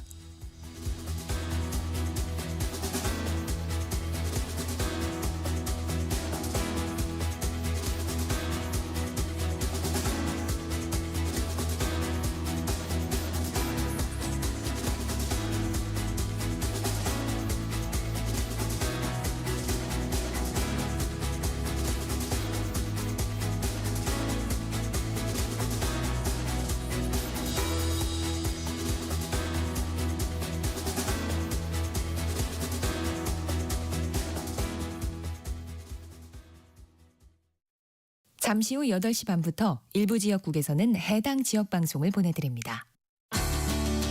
워렌 버핏은 가치 투자, 필립 피셔는 성장주 투자, 피터 린치는 장기 투자. 방법은 달라도 목표는 하나. 성기영의 경제쇼가 성공의 길로 안내합니다. 깊이 있게, 명쾌하게, 지금 이 시대 경제에 관한 모든 것을 알려드립니다. 평일 오후 4시 5분 성기영의 경제쇼와 함께하십시오.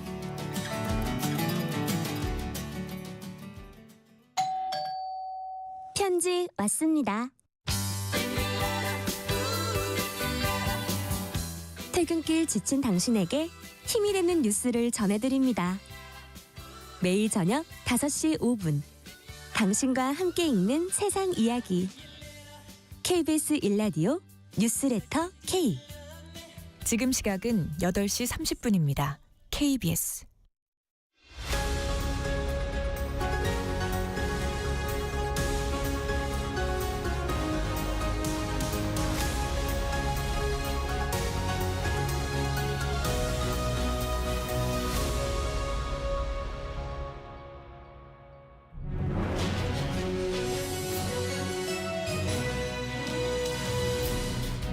네, 정치와의 이어가도록 하겠습니다. 오늘 이해운 후보자의 청문회가 드디어 열립니다. 여야가 합의를 했는데 그 문제가 됐던 자료를 좀 일정 정도 냈다고는 해요. 근데 이것만으로 이렇게 합의가 될 수 있었나 하는 생각 들거든요. 네. 어떻게 봐야 그러니까 될까요? 양쪽 모두 한 반발씩 물러난 거죠. 국민의힘은 당신들이 이렇게 자료 제출 부실로 얘기하지만 실제로는 할 의지가 없는 것 아니야. 그다음에 야당은 청문회를 활용을 해야 되는데 이렇게까지 뭐 방기하는 게 맞냐? 자료 제출 부실 이유로 이런 비난이 있었던 건 사실이고. 그러니까 또 이제 이렇게 해서 지금 기준을 보면 대통령이 그냥 임명할 것 같은 느낌도 있었고 하니까 차라리 그렇다면 이제 여론전으로 다시 한번 가보자는 생각을 한 것 같고 여당 입장에서는 어떻게든 해야 되는 거고 그러니까 이제 한 건데 어쨌든 오늘 이제 봐야죠. 근데 저는 그래 오늘 이게 생중계가 되긴 하는데 저는 국민의힘이 얼만큼 진짜 정말 그 의미 있는 한 방을 꺼내놓을 것인가. 이제 사실 국민들이 알 거는 언론 보도를 통해서 다 알았어요. 네. 그러니까 그 이상의 것 혹은 거기에서 정말 그 의미 있는 이제 그 뭐랄까 이해운 후보자의 정말 그 뭐랄까 그 답변 같은 경우를 국민의힘이 좀 이끌어낼 수 있는가 네. 그런 게 관건인 것 같은데 글쎄 모르겠습니다. 저도 한번 지켜봐야 되지만 오늘 어쨌든 이건 합의한 거는 대통령의 기자회견도 약간 좀 영향을 끼쳤다고 좀 봐요. 아, 네. 그러니까 대통령이 기자회견에서 진짜 임명할지 아직 결정하지 못했다 이렇게 얘기했잖아요. 네. 진짜 못한 것 같아요. 제가 보니까 청문회까지는 보자. 그래서 뭐 국민의힘에서는 나름의 뭐 머리를 쓴 것 같아요. 청문회를 안 열고 그래서 대통령을 더 곤혹스럽게 만들고. 근데 청문회 안 여는 게 어딨나요? 그러니까. 이게 국민들이 사실 이거 최수영 평론가님이나 저 같은 사람들이야 뭐 무슨 일이 있었는지 이해운이 뉴스 다 보고 그러니까 알잖아요. 생각보다 잘 몰라요. 비망록에서 무슨 일이 나왔는지 그렇지. 이거 모르거든요. 그러면 청문회에서 이미 언론 보도 나왔던 거라고 하더라도 그거는 조금만 종합판도 하고 살을 좀 더 붙여가지고 얘기를 하면은 그것도 의미가 있는 거거든요. 제가 보기에는 무책임하고 또 하나는 천하람 한 명 그 국힘 다 합쳐봤자 천하람 한 명만 못하다 제가 보기에는 천하람 개혁신당 의원이 원내대표가 지금 그 청약하는 거 가점 그쵸. 올려치기 아파트, 네. 위장 미혼도 거기서 위장 미혼 거기서 그것도 나왔죠. 했고 비망록도 해가지고 나왔죠. 다 하고 있어요. 네. 국힘 뭐하냐 도대체. 저는 뭐 그 얘기를 안 할 수가 없어요. 좀 무능하다 제가 보기에 일단 국민의힘이 무능하다라는 생각 많이 들어요. 저도 그건 동의하는 게 천하람 의원이 이제 원내대표 이번에 굉장히 존재감 보여준 건 맞아요. 네. 그리고 그 비망록 건건했을 때 그 종교단체 그 목사님 기도 얘기 나왔을 때 그 이혜훈 후보자가 그 법적 절차를 밟겠다고 뭐 그런 얘기를 했거든요. 아마 처음일 거예요. 청문 대상자가 청문하겠다는 의원을 고소하겠다는 얘기는 제가 알기로 역대 처음인 것 같은데 그 정도로 존재감이 입증된 거예요. 그러니까 아팠던 거거든요. 아팠던 거기 때문에 아마 어쨌든 오늘 좀 기다렸던 이 대진이라서 한번 흥미진진합니다. 네. 어떤 게 관전 포인트가 될까요? 글쎄 저는 이제 그러니까 국민의힘이 이제까지 의혹이라는 거 다 꺼내놨을 거 아니에요. 근데 이제 어느 정도 잘해받았으니까 국민의힘도 나중에 입증할 수 있다고 얘기를 할 텐데 이혜훈 후보자가 방어를 어느 정도 진짜 해낼 수 있느냐. 모든 사안에 대해서 어느 정도 국민 여론에 반하지 않는 선에서 방어를 해낼 수 있느냐. 근데 쉽지 않을 것 같다는 생각이 드는데 또 뭐 아닙니다. 뭐 이건 또 나중에 또 이건 확인해 봐야 합니다. 이런 식으로 얘기하고 시간 좀 잘 벌면은 또 어쨌든 하루밖에 못 하니까. 한번 지켜볼 대목입니다. 네. 저는 이제 대통령이 어떤 결정을 하든 대통령에게는 별로 타격이 없을 것 같아요. 지금 이 국정수행 지지율이나 이런 게 수치는 말씀 안 드리겠지만은 이혜훈 후보자 때문에 떨어졌다라는 징후가 1도 안 보여요. 예, 오히려 뭐 일부에는 오른 것도 있고 막 이런단 말이에요. 그러니까 이게 사람들이 어떻게 생각하냐면은 대통령이 이혜훈을 지명한 거는 이거는 국민 통합이고 인재를 등용하고 보수든 진영에 상관없이 이렇게 보고 그 이혜훈 후보자의 어떤 비리나 의혹이 나온 거는 역시 보수 진영에서 그 의혹이 많았구만 국힘 때 다 저질렀네 이렇게 좀 분리해서 보는 것 같아요.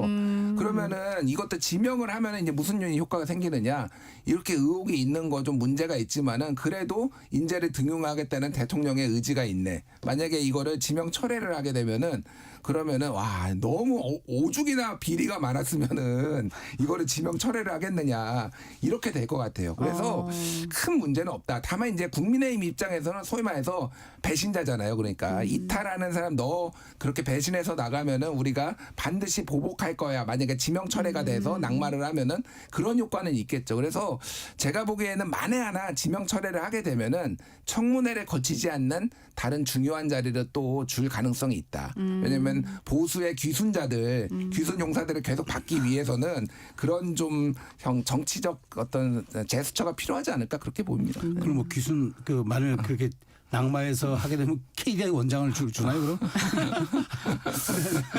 네. 귀순까지 나왔습니다. 네. 알겠습니다. 오늘 청문회 아마 많은 분들이 보실 것 같습니다. 네. 실제로 정말 어떻게 답변하시는지 또 지금까지 나왔던 의혹들이 뭐 중에 새로운 것이 있는지 이번 주에 나왔던 그 한덕수 전 총리에 대한 그 1심 선고가 특검 구형보다 높아가지고 이게 지금 세간에 정말 화제예요. 예, 이렇게 검찰 구형보다 높은 선고가 나오니까 사실 쉽지 않은데 많지 않지 않습니까? 그렇죠. 네. 이 국민의힘에서는 이 1심 선고를 받고 나서 좀 많이 좀 충격을 받았겠죠. 그런 것 같아요. 실제로 이렇게까지 많이 나올 줄은 몰랐는데 이렇게 되면은 이제 어쨌든 윤 전 대통령 측에서 얘기했던 방어 논리가 다 깨진 거란 말이죠. 뭐 계몽령 뭐 그다음에 뭐 메시지 계엄 이런 게 다 이제 다 깨졌는데 저는 이중관 부장판사 얘기를 들으면서 정말 단호하구나를 느끼지만 또 이분이 뭐 역사에도 굉장히 굉장히 조예가 있다는 제가 생각을 가진 게 네. 이걸 이제 친위 쿠데타로 규정을 하면서 친위 쿠데타가 성공했을 때 이게 이제 독재로 이어지지만 그 정치적 영향력이 다 소멸될 무렵에는 이게 내전으로 비화돼 가지고 굉장히 참담한 결과를 빚는다고 얘기할 때 세계사적 비유를 많이 들었단 말이에요. 그래서 굉장히 이분이 이걸 단순히 증거와 법리로만 본 게 아니라 포괄적으로 좀 정치 역량까지 보고 이렇게 판결을 했구나 이런 생각이 들더라고요. 어쨌든 이 판결로 인해서 한 전 총리뿐만 아니라 여기에 관련됐던 사람들이 앞으로 더 무거운 죄가를 치르게 될 거라는 거는 이미 예단이 된 거라서 네. 저는 이제 앞으로 이 판결이 이제 물론 뭐 윤 전 대통령 판결에 영향을 뭐 안 미친다는 얘기도 있지만 결국은 안 미칠 수가 없겠죠. 그래서 저는 이 판결 자체가 아마 우리가 범보수 진영에서는 좀 뭐랄까 이 윤 전 대통령과의 관계 설정 혹은 뭐 여러 가지에 대해서 새롭게 좀 전략을 좀 짜야 되는 그런 좀 약간 터닝 포인트적인 판결이 아니었을까라는 생각이 들어요. 네. 예. 한 줄로 이진관 판사가 말한 그 판결문 내용을 보면은 12산 내란은 성격상 위로부터의 내란이며 그 위험성은 아래로부터의 내란과 비교할 수 없다. 이게 이 판결을 요약한 것 같아요. 그러니까 헌법학자들도 논쟁이 붙었어요. 그러니까 네. 왜냐하면은 이 내란 소위 말해서 이제 이런 게 흔치는 않으니까 과거의 판례를 12.12 내란하고 비교를 했는데 일부 헌법학자들은 12.12 내란하고 이건 비교할 수가 없다. 왜냐하면 이건 친위 쿠데타다. 그거는 군사 반란이고 전혀 성격이 다르다라고 주장하신 분도 있고 근본적으로는 똑같다. 다만 사람이 죽지 않았으니 그거보다 오히려 좀 약한 거 아니냐. 뭐 이런 시각들이 있었거든요. 근데 전자를 이제 채택을 한 거죠. 그래서 이거가 뭐 과잉이다라고 하시는 분들도 있지만 저는 뭐 그렇게 생각하지 않고요. 이제 이게 나비 효과가 있는 게 사실은 김용현 그러니까 누가 봐도 23년을 일단 한 게 뭐 만 77세 네. 한덕수 총리가 이제 100살까지 살라는 거냐 뭐 23년이 뭐 이렇게 네티즌들 얘기하면 그거보다는 노태우 22년 6개월보다 더 세게 때려야 되겠다 이거예요. 노태우가 뭐 구형은 무기징역이었고 1심에서 22년 6개월 나왔거든요. 그러니까 노태우보다 안 좋다 이건 죄질이. 그러면은 사실은 원래 지금 비교를 하자면 노태우의 자리에 지금 김용현 국방부 장관이 있는 거예요. 과거 사례랑 비교를 해보면은. 예. 그럼 이거는 23년 이하로 나오면은 큰일 납니다. 기본적으로. 그래서 형량이 되게 다 세지겠구나 지금. 아무리 재판부가 달라도 고심을 할 수밖에 없거든요. 네네. 그러면 윤석열 1심 사형 선고도 저는 가능해졌다. 그렇게 생각을 하시는군요. 예. 네.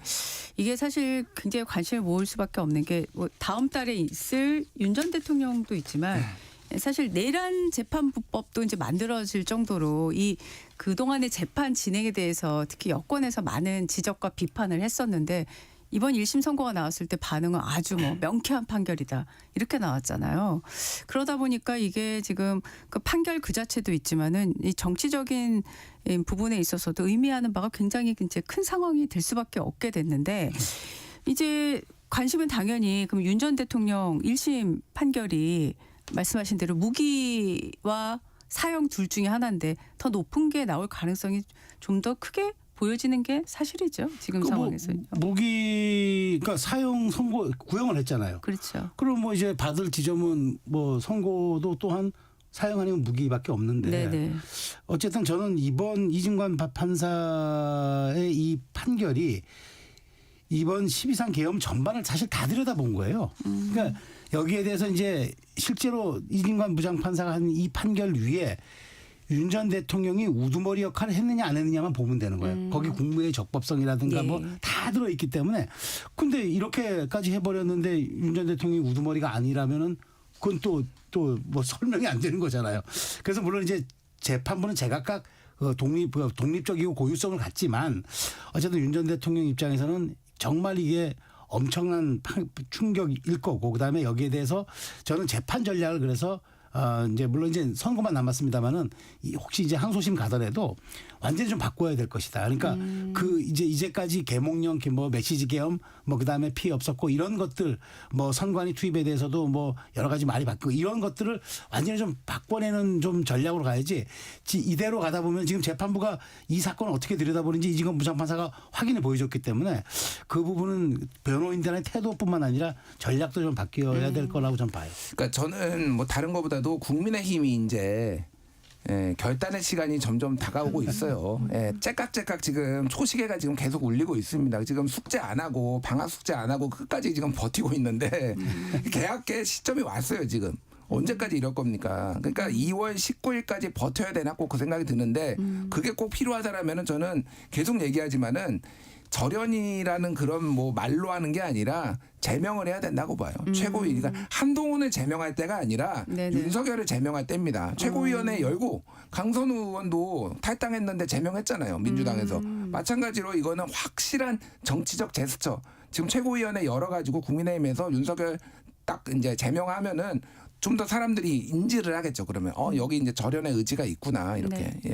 그러니까 저도 이제 그 사법부의 아마 윤석열 전 대통령의 판결을 하면 사법부의 판단을 존중한다. 그다음에 이제 이 사건 그러니까 여기서 우리는 이걸 이제 과거를 딛고 앞으로 미래로 나가겠다. 뭐 이 정도 메시지가 나올 것 같은데 좀 더 업그레이드 돼야 된다고 봐요. 그 정도 그러니까 절연이라는 표현을 굳이 쓰는 일종의 십자가 밟기를 안 해도 상관없는데 최소한 국민들이 느끼기에 확실하게 이제 이 과거를 딛고 미래로 나가구나. 그게 아마 당대표 정도의 메시지로 나가줘야지 그러지 않고 지금 한 4개월 이제는 2월 대만 4개월밖에 안 남았는데 지방선거에서 지금 여러 가지 여론조사 보면은 약간 부동층이 한 30% 유보층에 있는 걸로 되는데 이분들을 끌어들이기 위한 어떤 식으로든 방향이 있어야 한다. 근데 그게 저는 오히려 윤 전 대통령의 선고 날짜가 좋을 기회가 될 수도 있다라고 저는 봅니다. 네, 짧게 마지막으로 지금 강선우 의원이 이제 조사를 받았고 그 구체적인 얘기들이 계속 나오고 있어요. 물론 진술은 다 엇갈리지만요.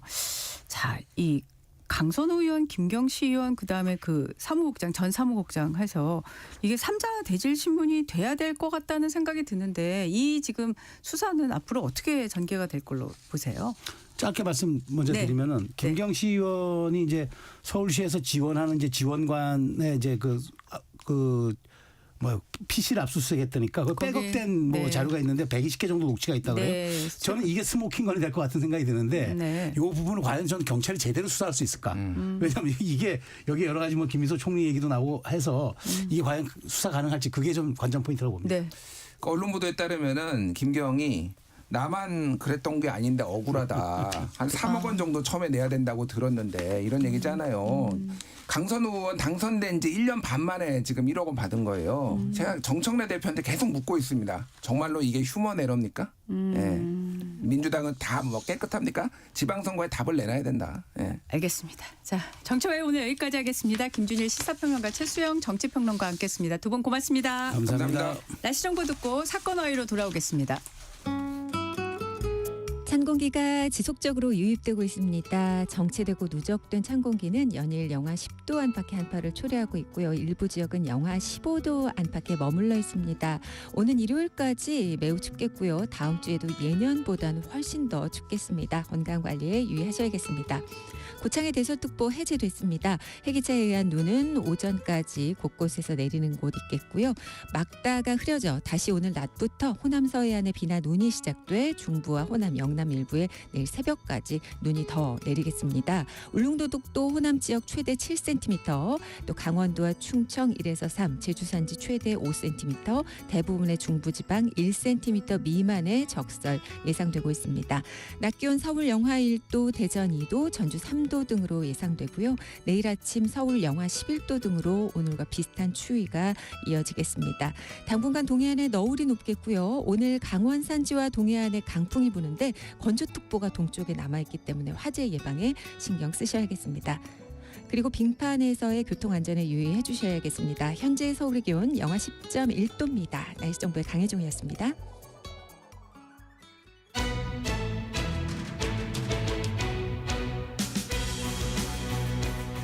사건 혹은 판결 속 궁금증을 풀어보는 시간 사건화입니다.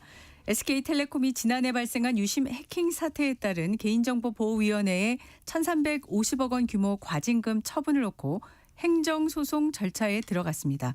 역대 최대 과징금동 관심사였는데 개인정보 인정 범위 그리고 관리 소홀 문제를 놓고 치열한 법리 다툼이 예상됩니다. 오늘의 스토리텔러 손정혜 변호사와 함께 자세히 알아보겠습니다. 어서 오십시오. 안녕하세요. 먼저 행정소송 제소기간이 20일까지였는데 SK텔레콤이 그 소장을 하루 전인 19일에 법원에 제출을 했습니다.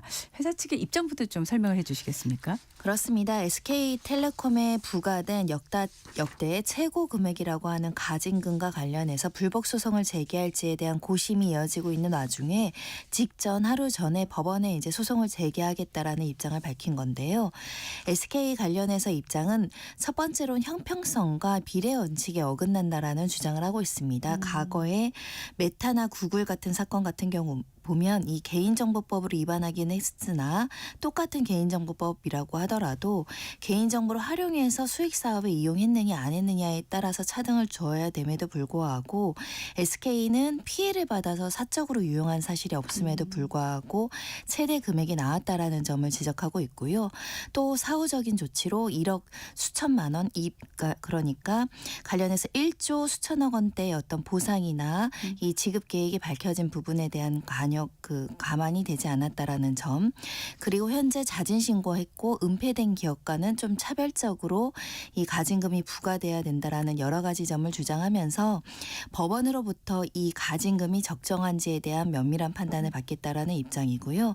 실제 이 매출액 부과 기준으로 이제 가징금이 산정이 되는데 매출액은 또 수익과는 달라서 이 수익을 전혀 고려하지 않은 매출 전체를 판단하는 것, 특히 간접적인 매출까지 포함해서 가징금을 부과하는 것은 부당한다. 법원의 판단이 있어야 된다라는 입장을 보이고 있고요. 다만 그와 관련해서도 무거운 책임감을 여전히 갖고 있고 특히 고객정보 보호 강화를 위해서 만전을 기할 것이라는 기본적인 입장은 유지를 했습니다. 네. 자, 기업에서는 뭐 과징금이 과하다는 주장할 수밖에 없는데 실제 이제 행정소송에 들어갔을 때 구체적으로 양측이 어떤 법리를 놓고 다툼을 할까요? 결국은 행정기관이 내리는 제재가 가징금입니다. 그러니까 형사처벌이라든가 민사손해배상과는 조금 다른 그 요건들이 있는데요. 결국은 이 가징금을 부과하는데 기존 선례가 있을 것이고 기존에 부과됐던 기준에 비추어서 재량권이 남용이 되어 있는가 이런 걸 판단할 텐데 이런 가징금을 산정할 때는 통상적으로 위반 행위의 기간, 그리고 중대성, 그 행위로 인하여 이든 이익이 있는지, 그리고 최초의 어떤 적발인지 아니면 재범인지 이런 것들을 종합적으로 살펴보게 되는 것인데요. 특히 관리 소홀의 정도가 어느 정도 심각한지에 대해서도 이제 평가를 받아야 됩니다. SK 같은 경우는 정보 보안 조치에 대해서 미흡하다라는 평가를 받고 있는 상황이기 때문에 또 국민에게 미치는 영향력이 크다라는 상황에서 좀 더 높은 가징금이 부과돼야 된다라는 이제 개보이 측의 의견이 있었기 때문에 그 부분이 사실과 부합하는지도 봐야 될 것 같고요. 계속적으로 이제 비교가 되는 것이 구글 메타 사례인데 그 당시에 구글 같은 경우는 한 692억 원에 대한 가징금이 부과됐고 메타 같은 경우는 한 300억대의 이제 가징금이 부과가 됐었는데 이 당시에도 이게 최고 금액이라고 했었거든요.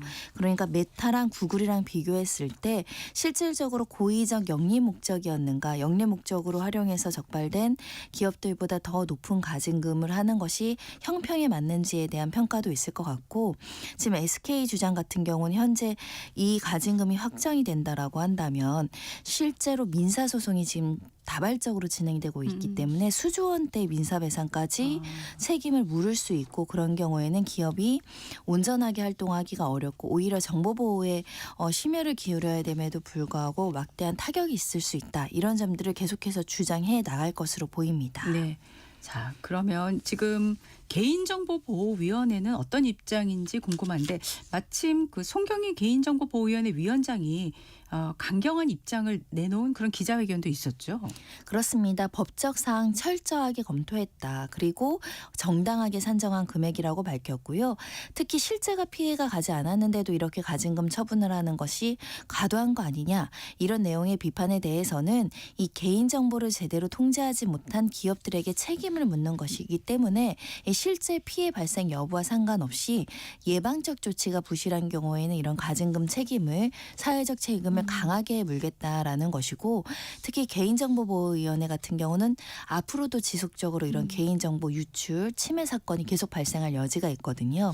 그러면 이런 침해를 예방하고 보호하기 위해서라도 기업들이 좀 더 적극적으로 개인정보 보호에 앞장서야 되기 때문에 그런 취지에서라도 이런 가징금이라든가 이 강력한 어떤 제재는 필요하다는 입장을 보이고 있는 것이고 실제 개인정보위원회가 많은 사건의 개인정보 침해 사건에 비해서는 규모가 작다, 인력이 작다, 예산이 작다 이런 목소리도 나온 만큼 이 사건을 계기로 이 다윗과 골리앗의 싸움이다 이렇게 비견하는 일이 있을 정도로 조직 보강이 굉장히 필요하다라는 부분들도 목소리를 높였습니다. 네.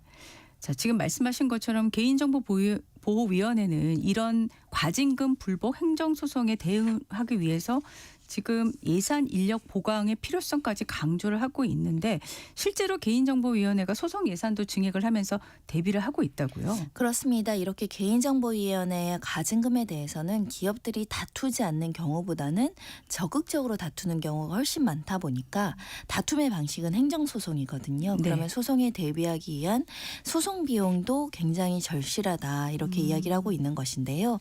소송 예산이 지난해 4억 원으로 편성됐었으나 올해는 8억 원으로 2배 늘렸다라고 밝혔고요. 그 과정에서 소송팀도 좀 더 보강하겠다라는 겁니다. 지난해 50여 건의 소송이 발생을 했었고 거기에 쓴 소송 비용이 한 4억 원대라고 하는데요. 네. 올해는 더 늘어날 것으로 예상되는 상황이고 또 첨예하게 지금 1,000억대 뭐 수백억대가 달려있다면 기업들은 사활을 걸고 소송을 준비하거든요. 그런 측면에서 무기 대등의 원칙, 변호사나 로펌도 어느 정도 대등한 수준으로 소송을 준비해야 되기 때문에 소송의 어떤 비용도 준비하고 있다라는 것이고요. 실제로 이 개인정보위원회에서는 미국과 유럽들의 사례를 들고 있습니다. 이 해외 경우에도 동일한 기준으로 가징금을 부과하고 이렇게 정보 보호를 미흡하게 함으로 인해서 정보가 통제되지 못한 경우에는 이 자체가 피해라고 봐야 된다. 이렇게 이야기를 하고 있는 상황입니다. 네. 자, 또 지금 최근에 계속 주목이 되고 있고 뭐 이제 한미 간 무역 문제로 비화되는 거 아니냐라는 말이 나오는 이 쿠팡 사태와 관련해서도 송 위원장이 입장을 좀 내놨다고요. 그렇습니다. 일단 쿠팡이 개인정보 유출을 처음에 노출로 공지해서 이제 국민적인 비판도 받았고 특히 정부의 어떤 적극적인 동의나 협의 없이 자체 조사 결과를 임의로 공지해서 이것을 개인정보위원회가 시정해라 시정 공告까지 나온 상황이기 때문에 그 SK 사건과 조금 다르게는 오히려 이런 관련된 정황들을 좀 더 늦게 유출 공지를 했다라는 점 그리고 이와 과정에서 좀 은폐의 시도가 있었다라는 점들이 지적되고 있기 때문에 좀 더 높은 수준의 어떤 개인정보 위반에 대한 제재가 내려질 가능성이 높다라는 것이 이제 업계의 평가가 아닐까 생각이 들고요. 그러다 보니까 쿠팡 해킹 사태도 어마어마한 가징금이 부과될 수 있다. 특히 쿠팡의 매출은 훨씬 높기 때문에 수조 원대가 최고치다 이런 주장들이 나오고 있어서 실제 가징금 액수는 좀 나와봐야 되겠지만 현재로서는 개보이도 지금 SK 이어서 KT도 있었고요. 네. LG U+까지 있었고 네. 이제는 쿠팡까지 발생한 상황이기 때문에 이 원칙과 기준을 세우고 강력한 제재 조치를 계속해서 나가는 것이 기본적인 입장이라는 것을 설명하고 있습니다. 네, 지금 쿠팡 같은 경우에는 지금 미국 의회를 통해서 여러 가지 압박을 하고 있고 실제로 쿠팡 투자사 2곳이 지금 미국 무역 대표부에다가 이 한국 정부의 이 조치가 문제가 있다라고 해서 지금 또 문제를 제기했다는 보도까지 오늘 나온 상황인데 여기에 대해서 송 위원장의 입장도 기자회견에서 좀 나왔죠. 네, 송 위원장은 미국 기업인지 한국 기업인지 차등을 두지 않는다. 중점은 개인정보보호법에 따른 개인정보 피해가 있었느냐 이 규정들을 위반했는지 여부만 원칙적으로 보고 있다라는 입장을 밝혔고요. 실질적으로 기업의 어떤 국적과 상관없이 우리나라 기업이든 외국 기업이든 우리나라에서 영업을 하면서 개인 정보 그러니까 우리나라의 개인 정보를 침해하거나 유출 방지에 실패했다라고 한다면 우리나라 법에 의해서 이렇게 제재할 수 있다라는 것이 기본적인 원칙인 만큼 실제로 국적과 상관없이 개인정보에 취약했는가 그리고 그걸 알면서도 은폐했는가 유출의 범위 그리고 기간 그리고 악의성 고의성 전반적인 사정을 두루 살펴서 부과하지 않을까 합니다. 네, 오늘 말씀 여기까지 듣겠습니다. 지금까지 사건 아이 손정혜 변호사였습니다. 고맙습니다. 감사합니다. 1월 23일 금요일 전격시사 오늘은 여기까지입니다. 저는 소현정이었고요. 월요일 아침 7시 5분에 다시 돌아오겠습니다. 고맙습니다.